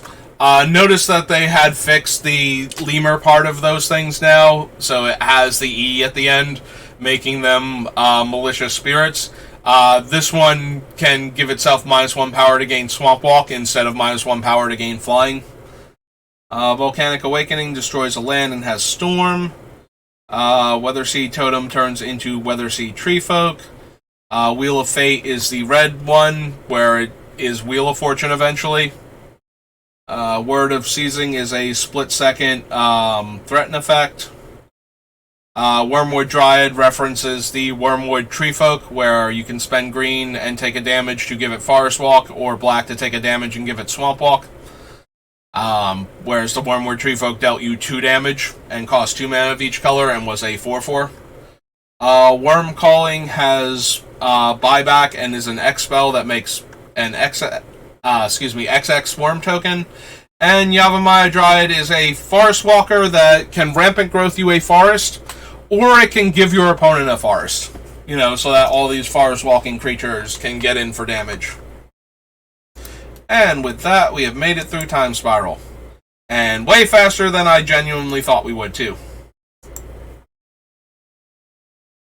Cool. It erased all of my parameters for my searches, though. So let's go no white, no blue, and for expansion, so we just did the Time Spiral ones. The Time Shifted sheet is just the purple cards, which are all reprints, and Time Spiral Remastered is all reprints. So this will let us go into Torment now.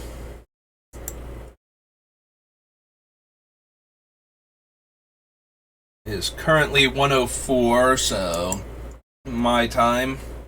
So this is probably where we're going to have to stop. Torment was So it was Odyssey, Torment, Judgment.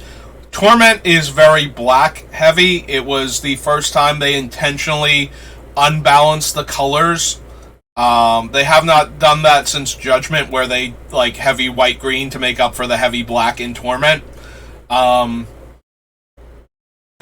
they have not done that since then because of how it affects the drafting.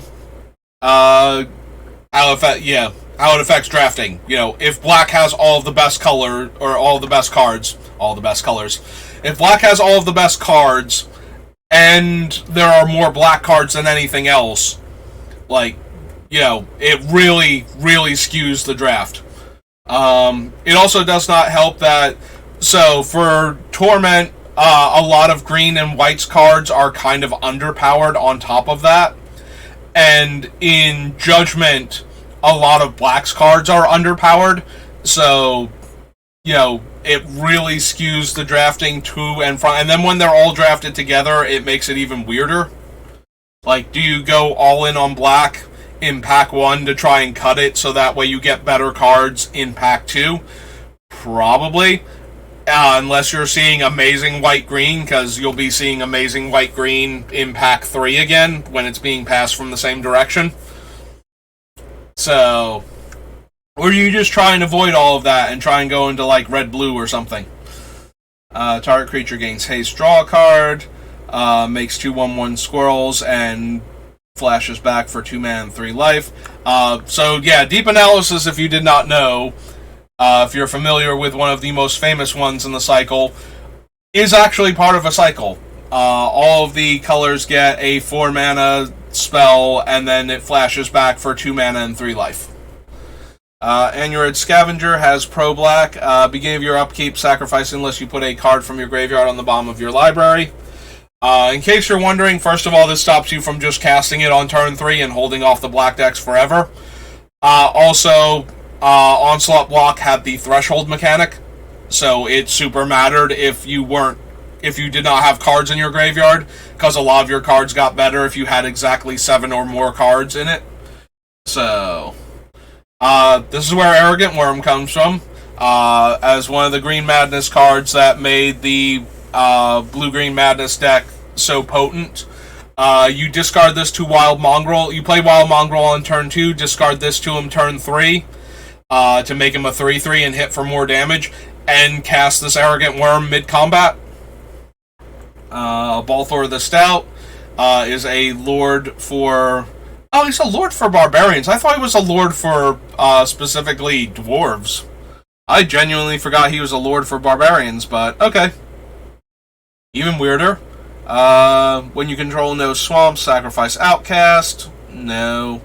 Here's Basking Rootwalla, also part of the Madness deck. Yeah, Green got like some amazing Madness cards, and then later on Wizards was like, you know what, Madness is more of a black-red thing, and that's why Red has like a red version of Arrogant Worm and a red version of Basking Rootwalla, basically. Although the Basking Rootwalla, I think, gets like +2 power, but not toughness by pumping.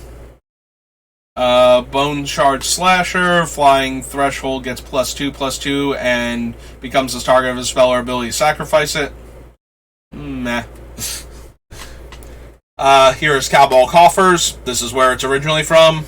If you've ever been frustrated by its price tag, the fact that it is an uncommon is one of the major reasons why that high price tag got so frustrating. Also has an F&M version of itself, and then was not reprinted. Could have very easily just been thrown in Commander decks that were like mono black, and it would not have been a huge deal, but, you know, Wizards doesn't care about the secondary market, but Cowball Coffers is a mythic now. Just saying. Cowball Ritual, you know, for when Black Ritual isn't enough, or Dark Ritual isn't enough. You do need to get Threshold for it to make a lot of mana, but if you don't have Threshold, it still puts you up +1, and therefore shows up in some Storm decks, just because of that. Also, Storm decks notorious for casting large numbers of spells in the same turn, so Threshold is not impossible to reach, and you might just get to the Threshold and get 5 mana out of it. Surgeon removes 2 cards in your graveyard from the game to return a creature card to your hand. Cabal Torture gives -1/-1. Or you can spend 5 and tap him when you have Threshold to give -2/-2. Carrion Rats and Carrion Worms allow the opponent to remove cards in their graveyard from the game to stop these things from dealing damage.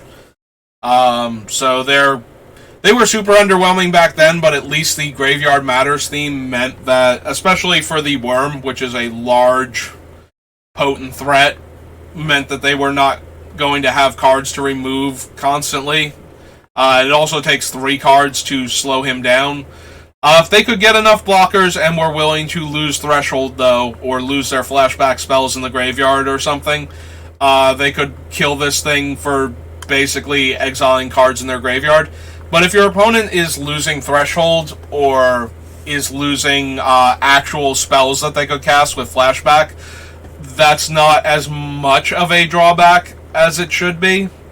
Losing your 6/5 to them exiling cards in their graveyard, it's still not great. Like, Carrion Worm was never amazing, but it was a bit stronger than it looks like it should be. Like, if you put this thing in any other Magic set that doesn't have, like, graveyard themes, it's just terrible. Like, your opponent's just like, yes, I will remove 3 cards in my graveyard from the game and put, like, 10 power on him and kill him in combat. And now he's dead forever, and I don't have to worry about this 6/5 for 5 mana coming at me every turn. Comes in play, creatures you control get +1/+1 in trample, and he's a 3/3 haste. This one is a 6 mana 3/3 trampler. Discard a card from your hand to regenerate him. There's Chainer, original recipe Chainer, who just pays 3 life and puts creatures from your graveyard into play and makes them nightmares, and then buffs nightmares. But when he leaves the game, you do have to remove all of your nightmares from the game. So, if you can't sacrifice them, you can note that this is a trigger. You can, in fact, sacrifice your nightmares to get them back in the graveyard. So if you can get Chainer going again, you can get them back. Chainer's Edict, massive card advantage spell from this set. Kills 2 of your opponent's creatures, 1 early on and then 1 much later. Your opponent gets to decide, but, you know, if you're killing 2 of your opponent's creatures, especially back then, like, you were getting so much advantage out of this thing a lot of the times that it was absolutely worth the 7 mana. Like, this thing saw a standard play. Primarily because you were discarding it for value and you could potentially get to 7 mana anyway, so, you know, then it's a free spell in your graveyard. And sometimes you would need to cast it early on to make your opponent's problematic creature go away. Comes in play, flip a coin. If you lose the flip, put a +1/+1 counter on it. Flip a coin until you lose a flip, and then it gets a +1/+1 counter for each flip you won. Crippling Fatigue is the black version of Deep Analysis. It gives -2/-2. Dawn of the Dead, beginning of your upkeep, lose 1 life. Beginning of your upkeep, you may return target creature card from your graveyard to play. That creature gains haste, and remove it from the game at end of turn. Again, notice that this does not remove it from the game if it goes to the graveyard from anywhere else, like if it tries to go to the graveyard, or tries to leave play to any other zone. So, yes, you can in fact bring a creature back, sacrifice it, and then bring the same creature back every turn. So if it's a creature that's gaining you life, or creating a massive board position, or is just a relentless creature that constantly comes back every turn, the 1 life isn't even it's almost silly. Like, why even bother? Oh, right, this was where the Dream Cycle comes from. So every color got a 2 mana rare, and black got a Vertical Cycle, so it got a common and uncommon version also, that let you discard any number of cards from your hand and do something that many times.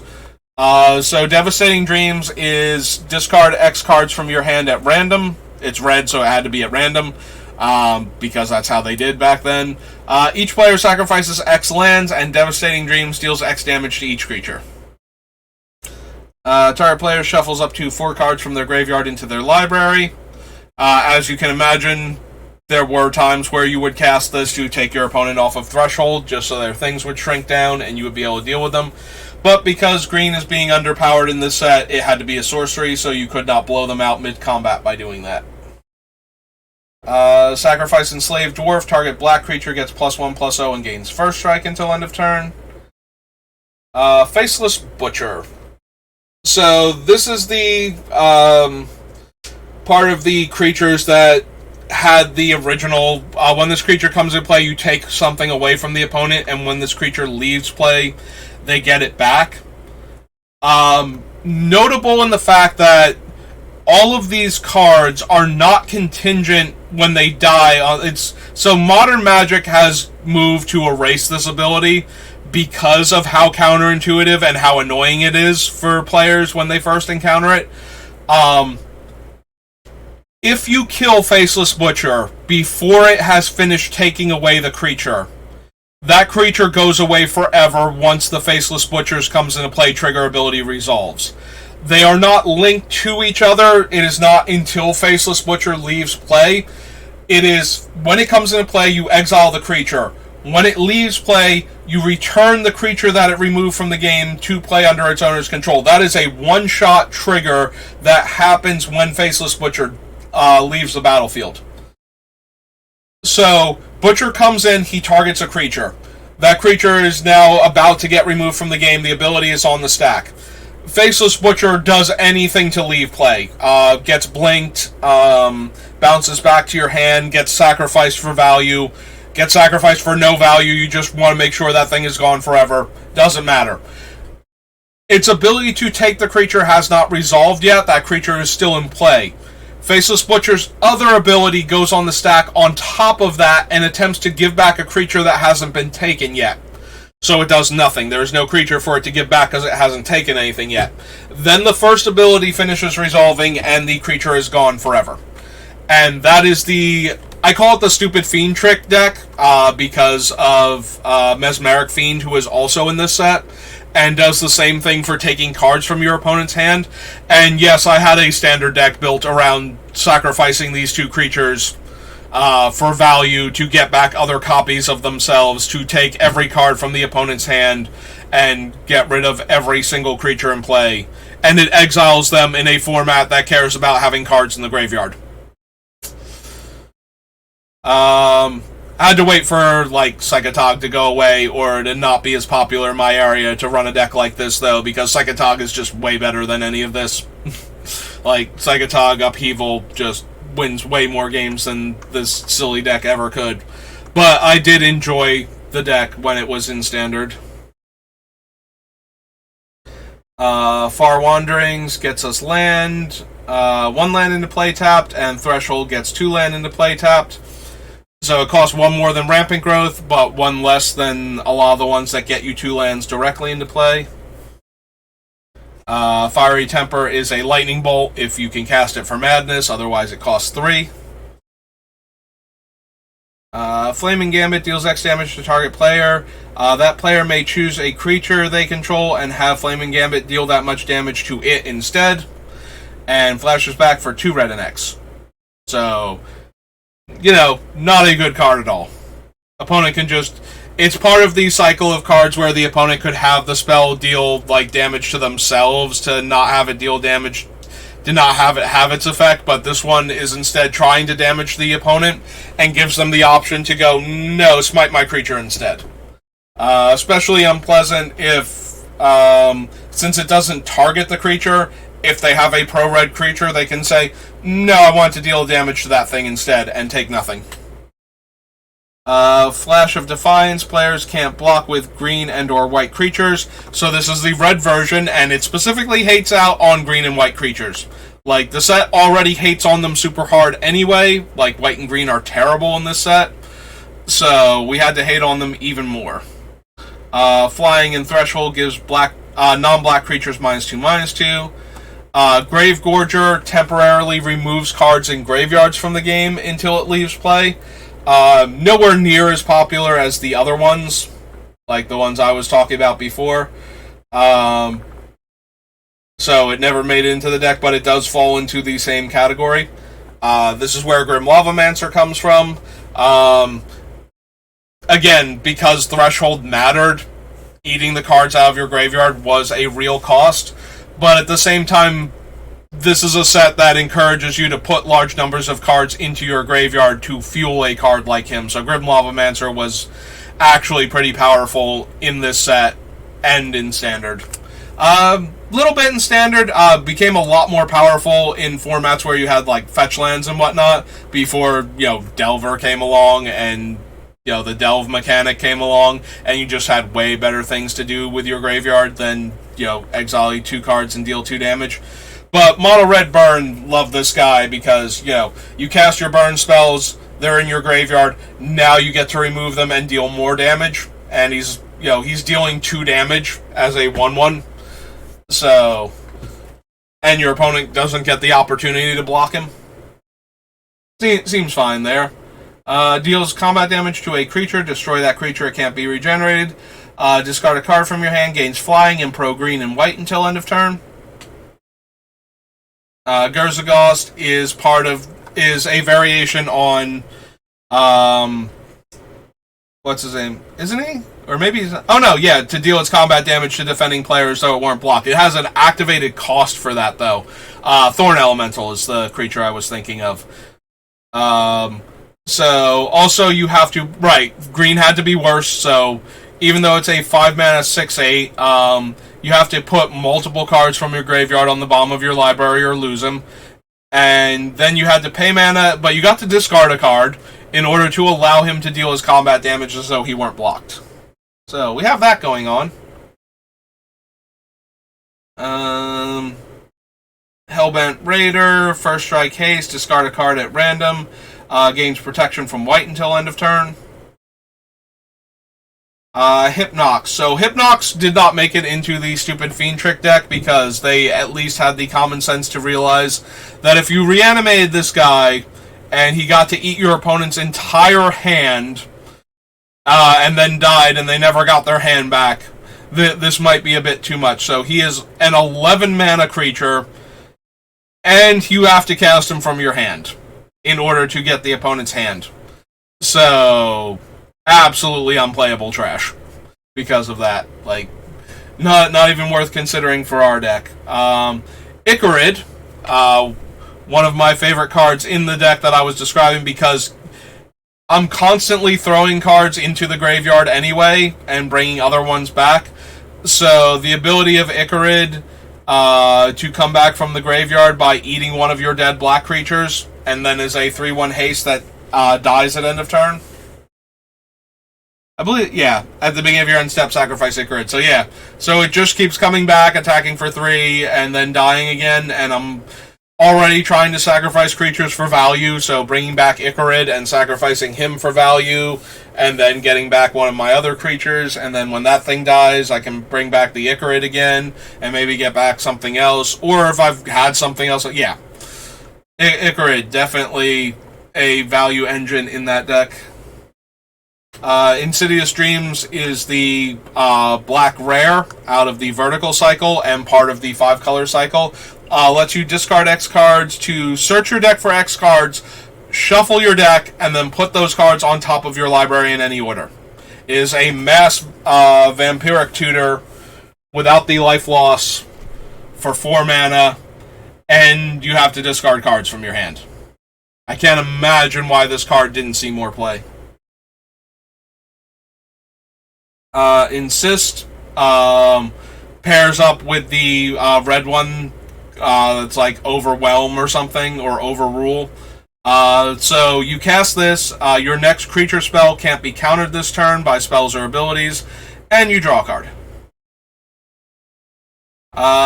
There was a bit of hype around these cards because of not being able to be countered when Psychotog was like one of the bigger decks.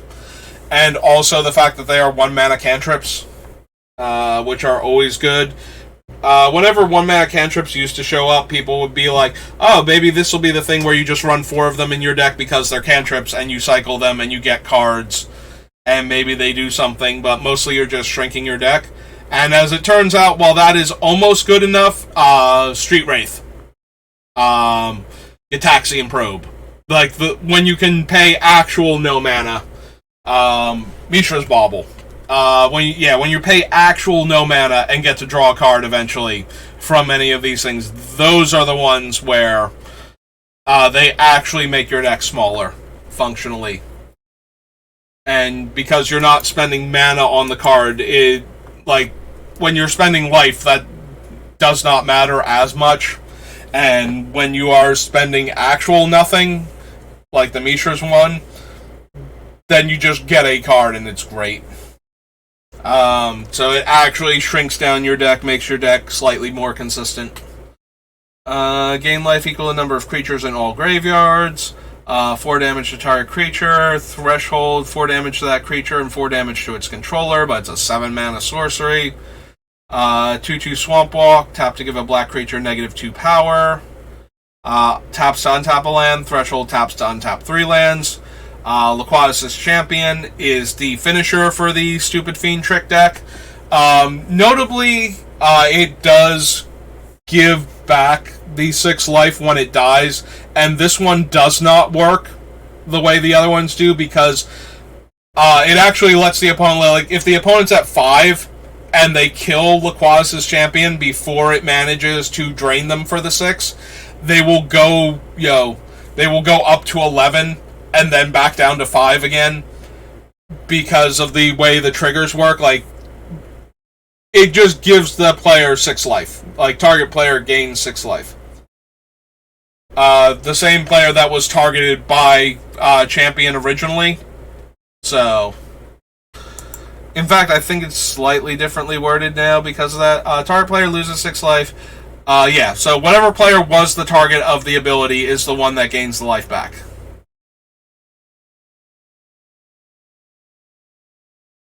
Or the player who is the target, if it's still on the stack. Yep, they actually have it written out there.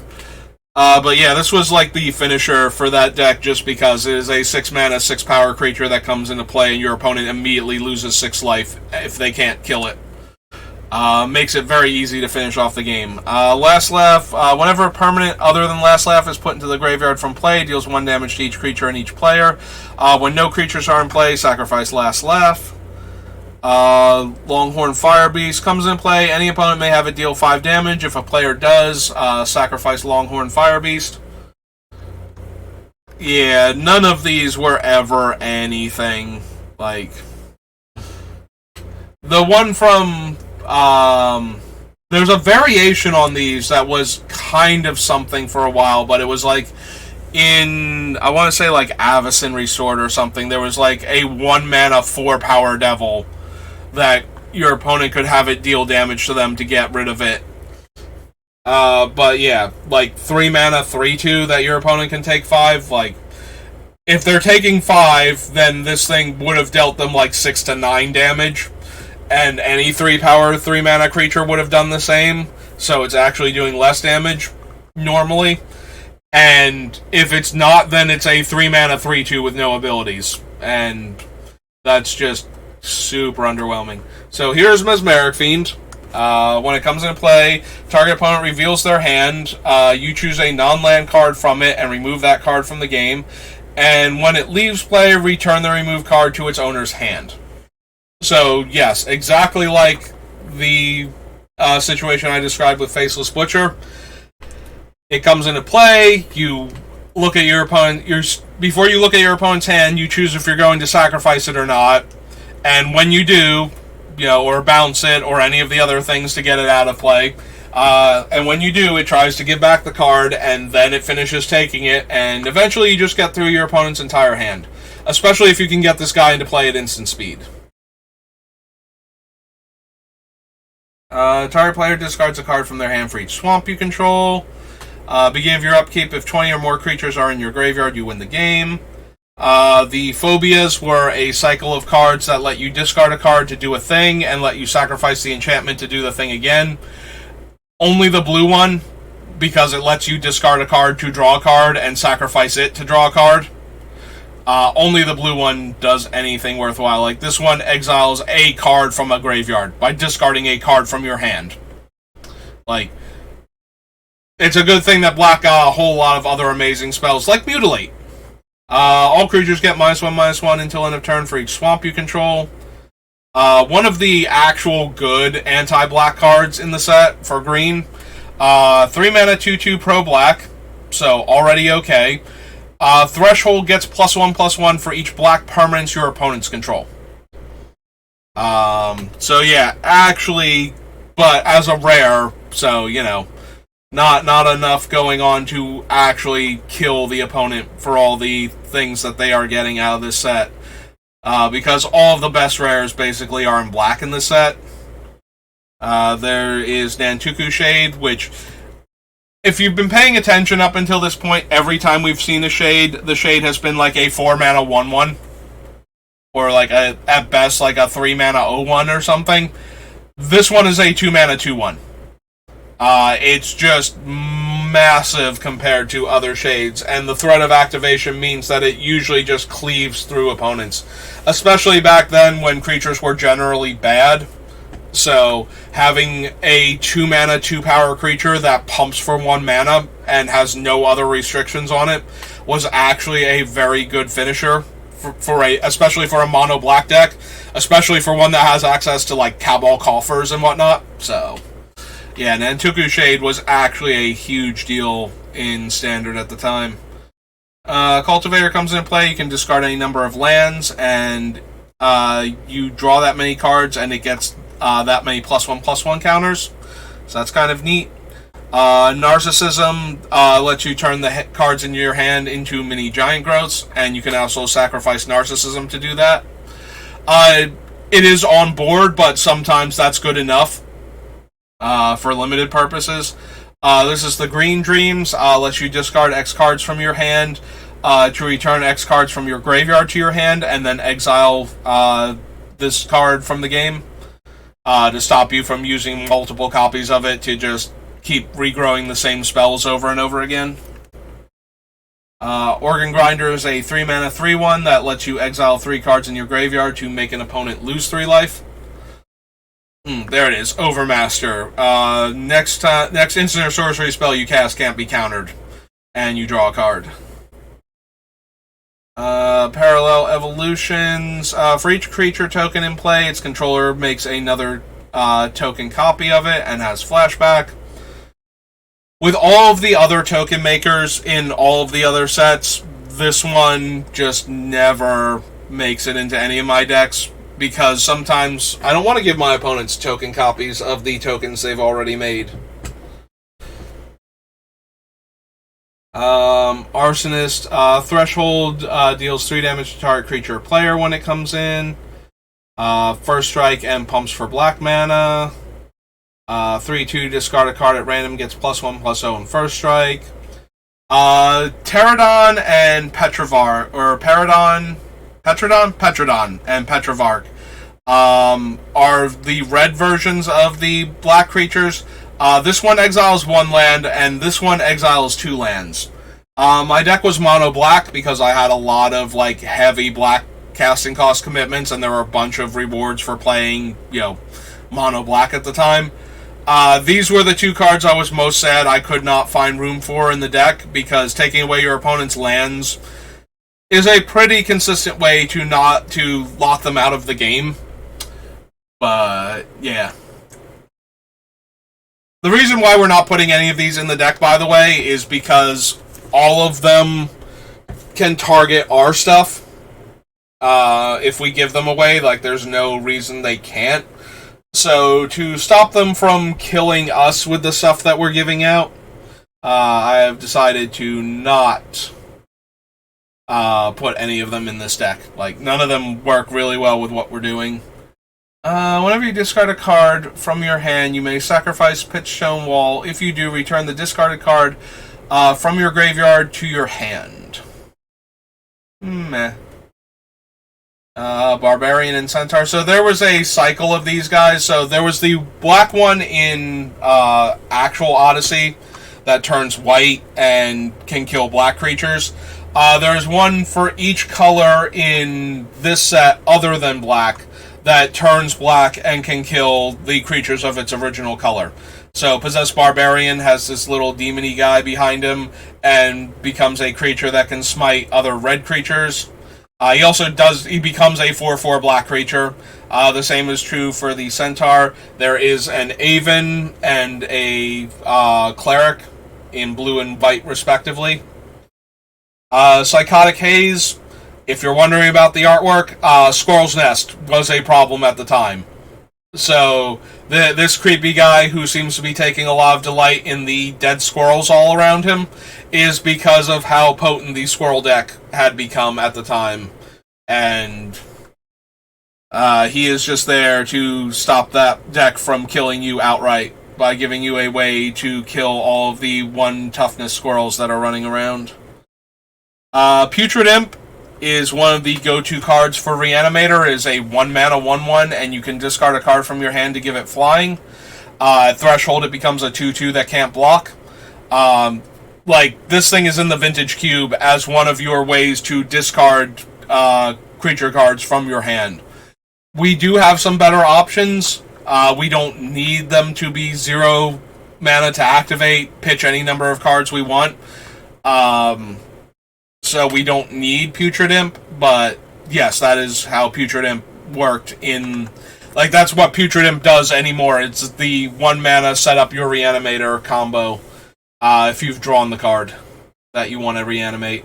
Pyromania lets you discard a card to deal a single point of damage, which is still not terrible, but not the best, and then lets you sacrifice Pyromania to deal 1 damage also. Radiate, one of those cool spells. It does show up in a couple of other effects, but... So, for 5 mana, it is an instant. You choose a target instant or sorcery that targets a single permanent or player, and then for each other legal target for that spell, you create a copy that targets a different legal target. Rancid Earth, also anti-Squirrel's Nest, destroys target land, and Threshold deals 1 damage to each creature and player. Again, kills the Squirrel's Nest land and kills all of the squirrels because Squirrel's Nest was actually proving to be a problem. Restless Dreams is the common for the vertical black cycle as opposed to the 5-card rare cycle. Lets you discard any number of cards to get that many creatures back from your graveyard to your hand. Sangir Vampire got reprinted in this set. And Urnham Djinn got reprinted in Judgment to be the cool big green creature. So we got back the two of the iconic old creatures that had not been reprinted in a while.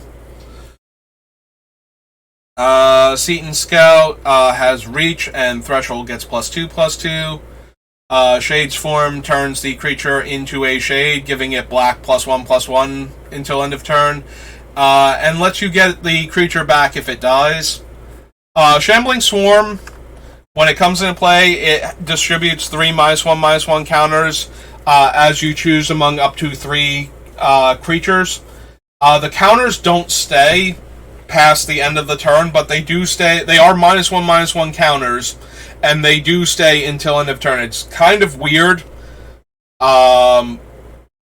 I don't know why they decided they needed it to be counters as opposed to, choose up to 3 creatures and then choose, and then each of those creatures must get at least -1/-1, but I guess that's the easiest way to word the dividing of -3/-3 among as -1/-1 chunks that doesn't stay forever. But it does actually give out counters, so the cards that care about counters in that way... I think Bounty of the Hunt, the Alliance card, the green version of Force of Will, where you can remove a green card from your hand to not pay the casting cost.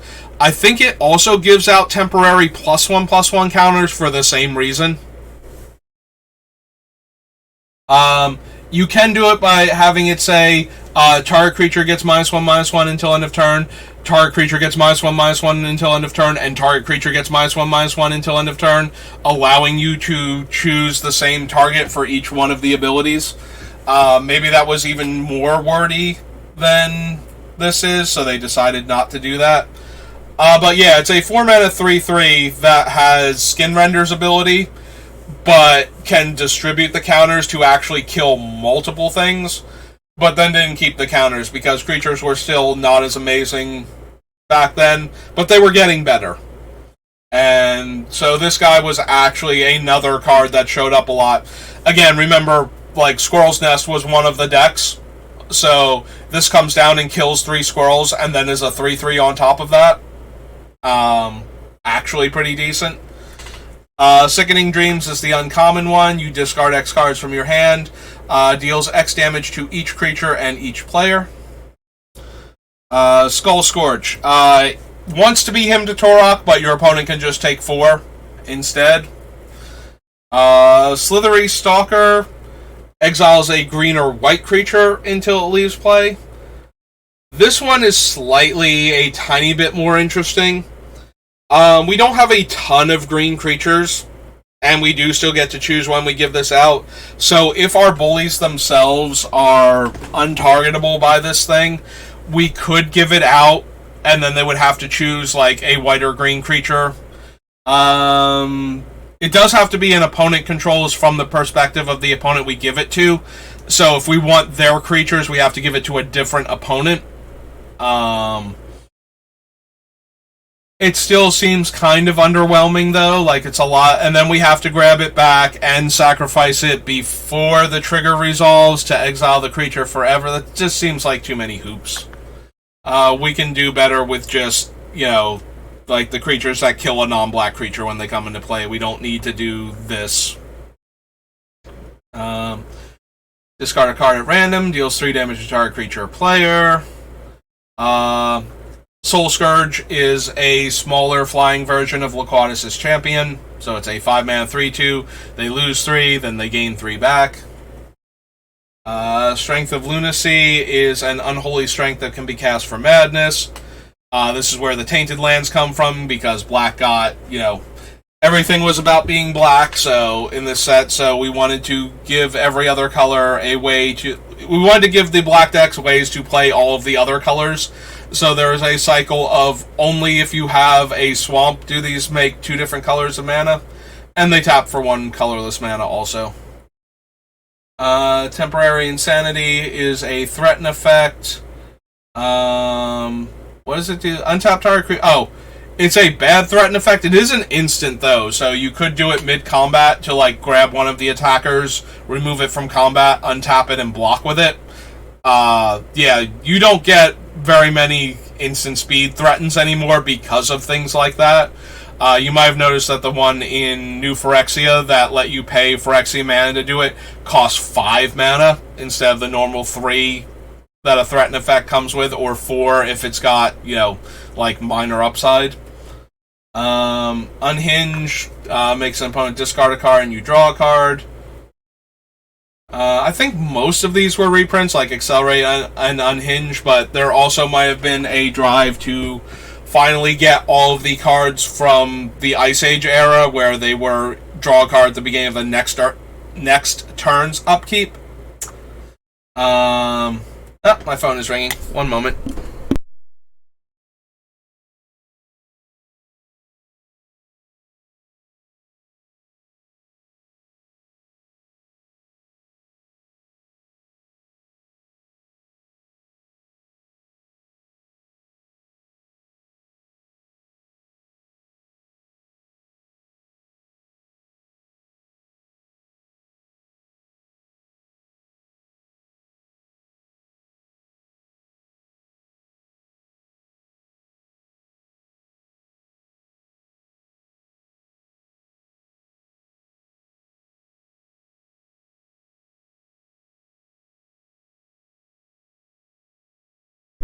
Alright, and I'm back. Let me just make sure. Hang on. Yep, okay. We are back. Alright, so... yeah, I think that there was some bit of a drive to get all of the cards that were draw a card at the beginning of the next turn's upkeep that weren't such weird effects that they weren't going to make another card that did this into their cantrip versions. Although I think Unhinge had gotten printed before this.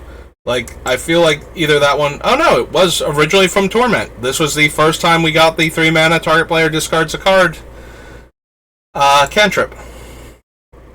Violent Eruption deals 4 damage to Vias you choose among any number of target creatures and or players, and can be Madness for 3 mana. Waste Away makes you discard a card and gives -5/-5, and Zombie Trailblazer lets you tap an untap zombie you control to have target land become a swamp, and to give a creature Swamp Walk until end of turn. Alright, and we have made it all the way through Torment. It's a little after when I wanted to stop, but I should still have time to do everything I need to do before work. That's going to be it for this session, though. Obviously, I didn't make it all the way through. We have a few more sets to go through. Mostly just the Urza's block and the various Zendikar sets, and then like 2 or 3 others. Maybe 4 others total. But yeah, so that's going to be it for today. Thanks for joining me. We are getting very close. We are getting to the point where I am actually... Oh, so the reason Saboteurs was here, I actually have organized into a playlist, and I could not remember how to spell Saboteurs, and I needed access to the spell checker, so that's why that's there. I got very close, but I could not remember exactly how it was spelled, and it was bothering me, so I needed a spell checker. And since I was about to do the stream anyway, I pulled up the thing and used the spell checker on that. But yeah, that's going to do it for right now. If I have time during the week before Thursday, I'll be back on to do like more going through the sets and, you know, figuring out the card list. And so hopefully we will be done with the actual picking the cards out portion for my next 3-day weekend, and then we will start working on the actual build for the deck, which I am excited to finally get to. So thanks for joining me. If you want to see the YouTube playlist, if you're watching this on Twitch, if you've been lurking this whole time, I appreciate you stopping by. It is also SBR_BLD on YouTube. And if you're watching this on YouTube and you want to stop by when I'm doing them live, I try and tweet out when I'm starting these things, and I've been pretty consistent about that. And so I'm on Twitter and on YouTube and on Twitch, all at SBR_BLD. So you can find me at all of those locations, and I will see you next time. And thanks for watching.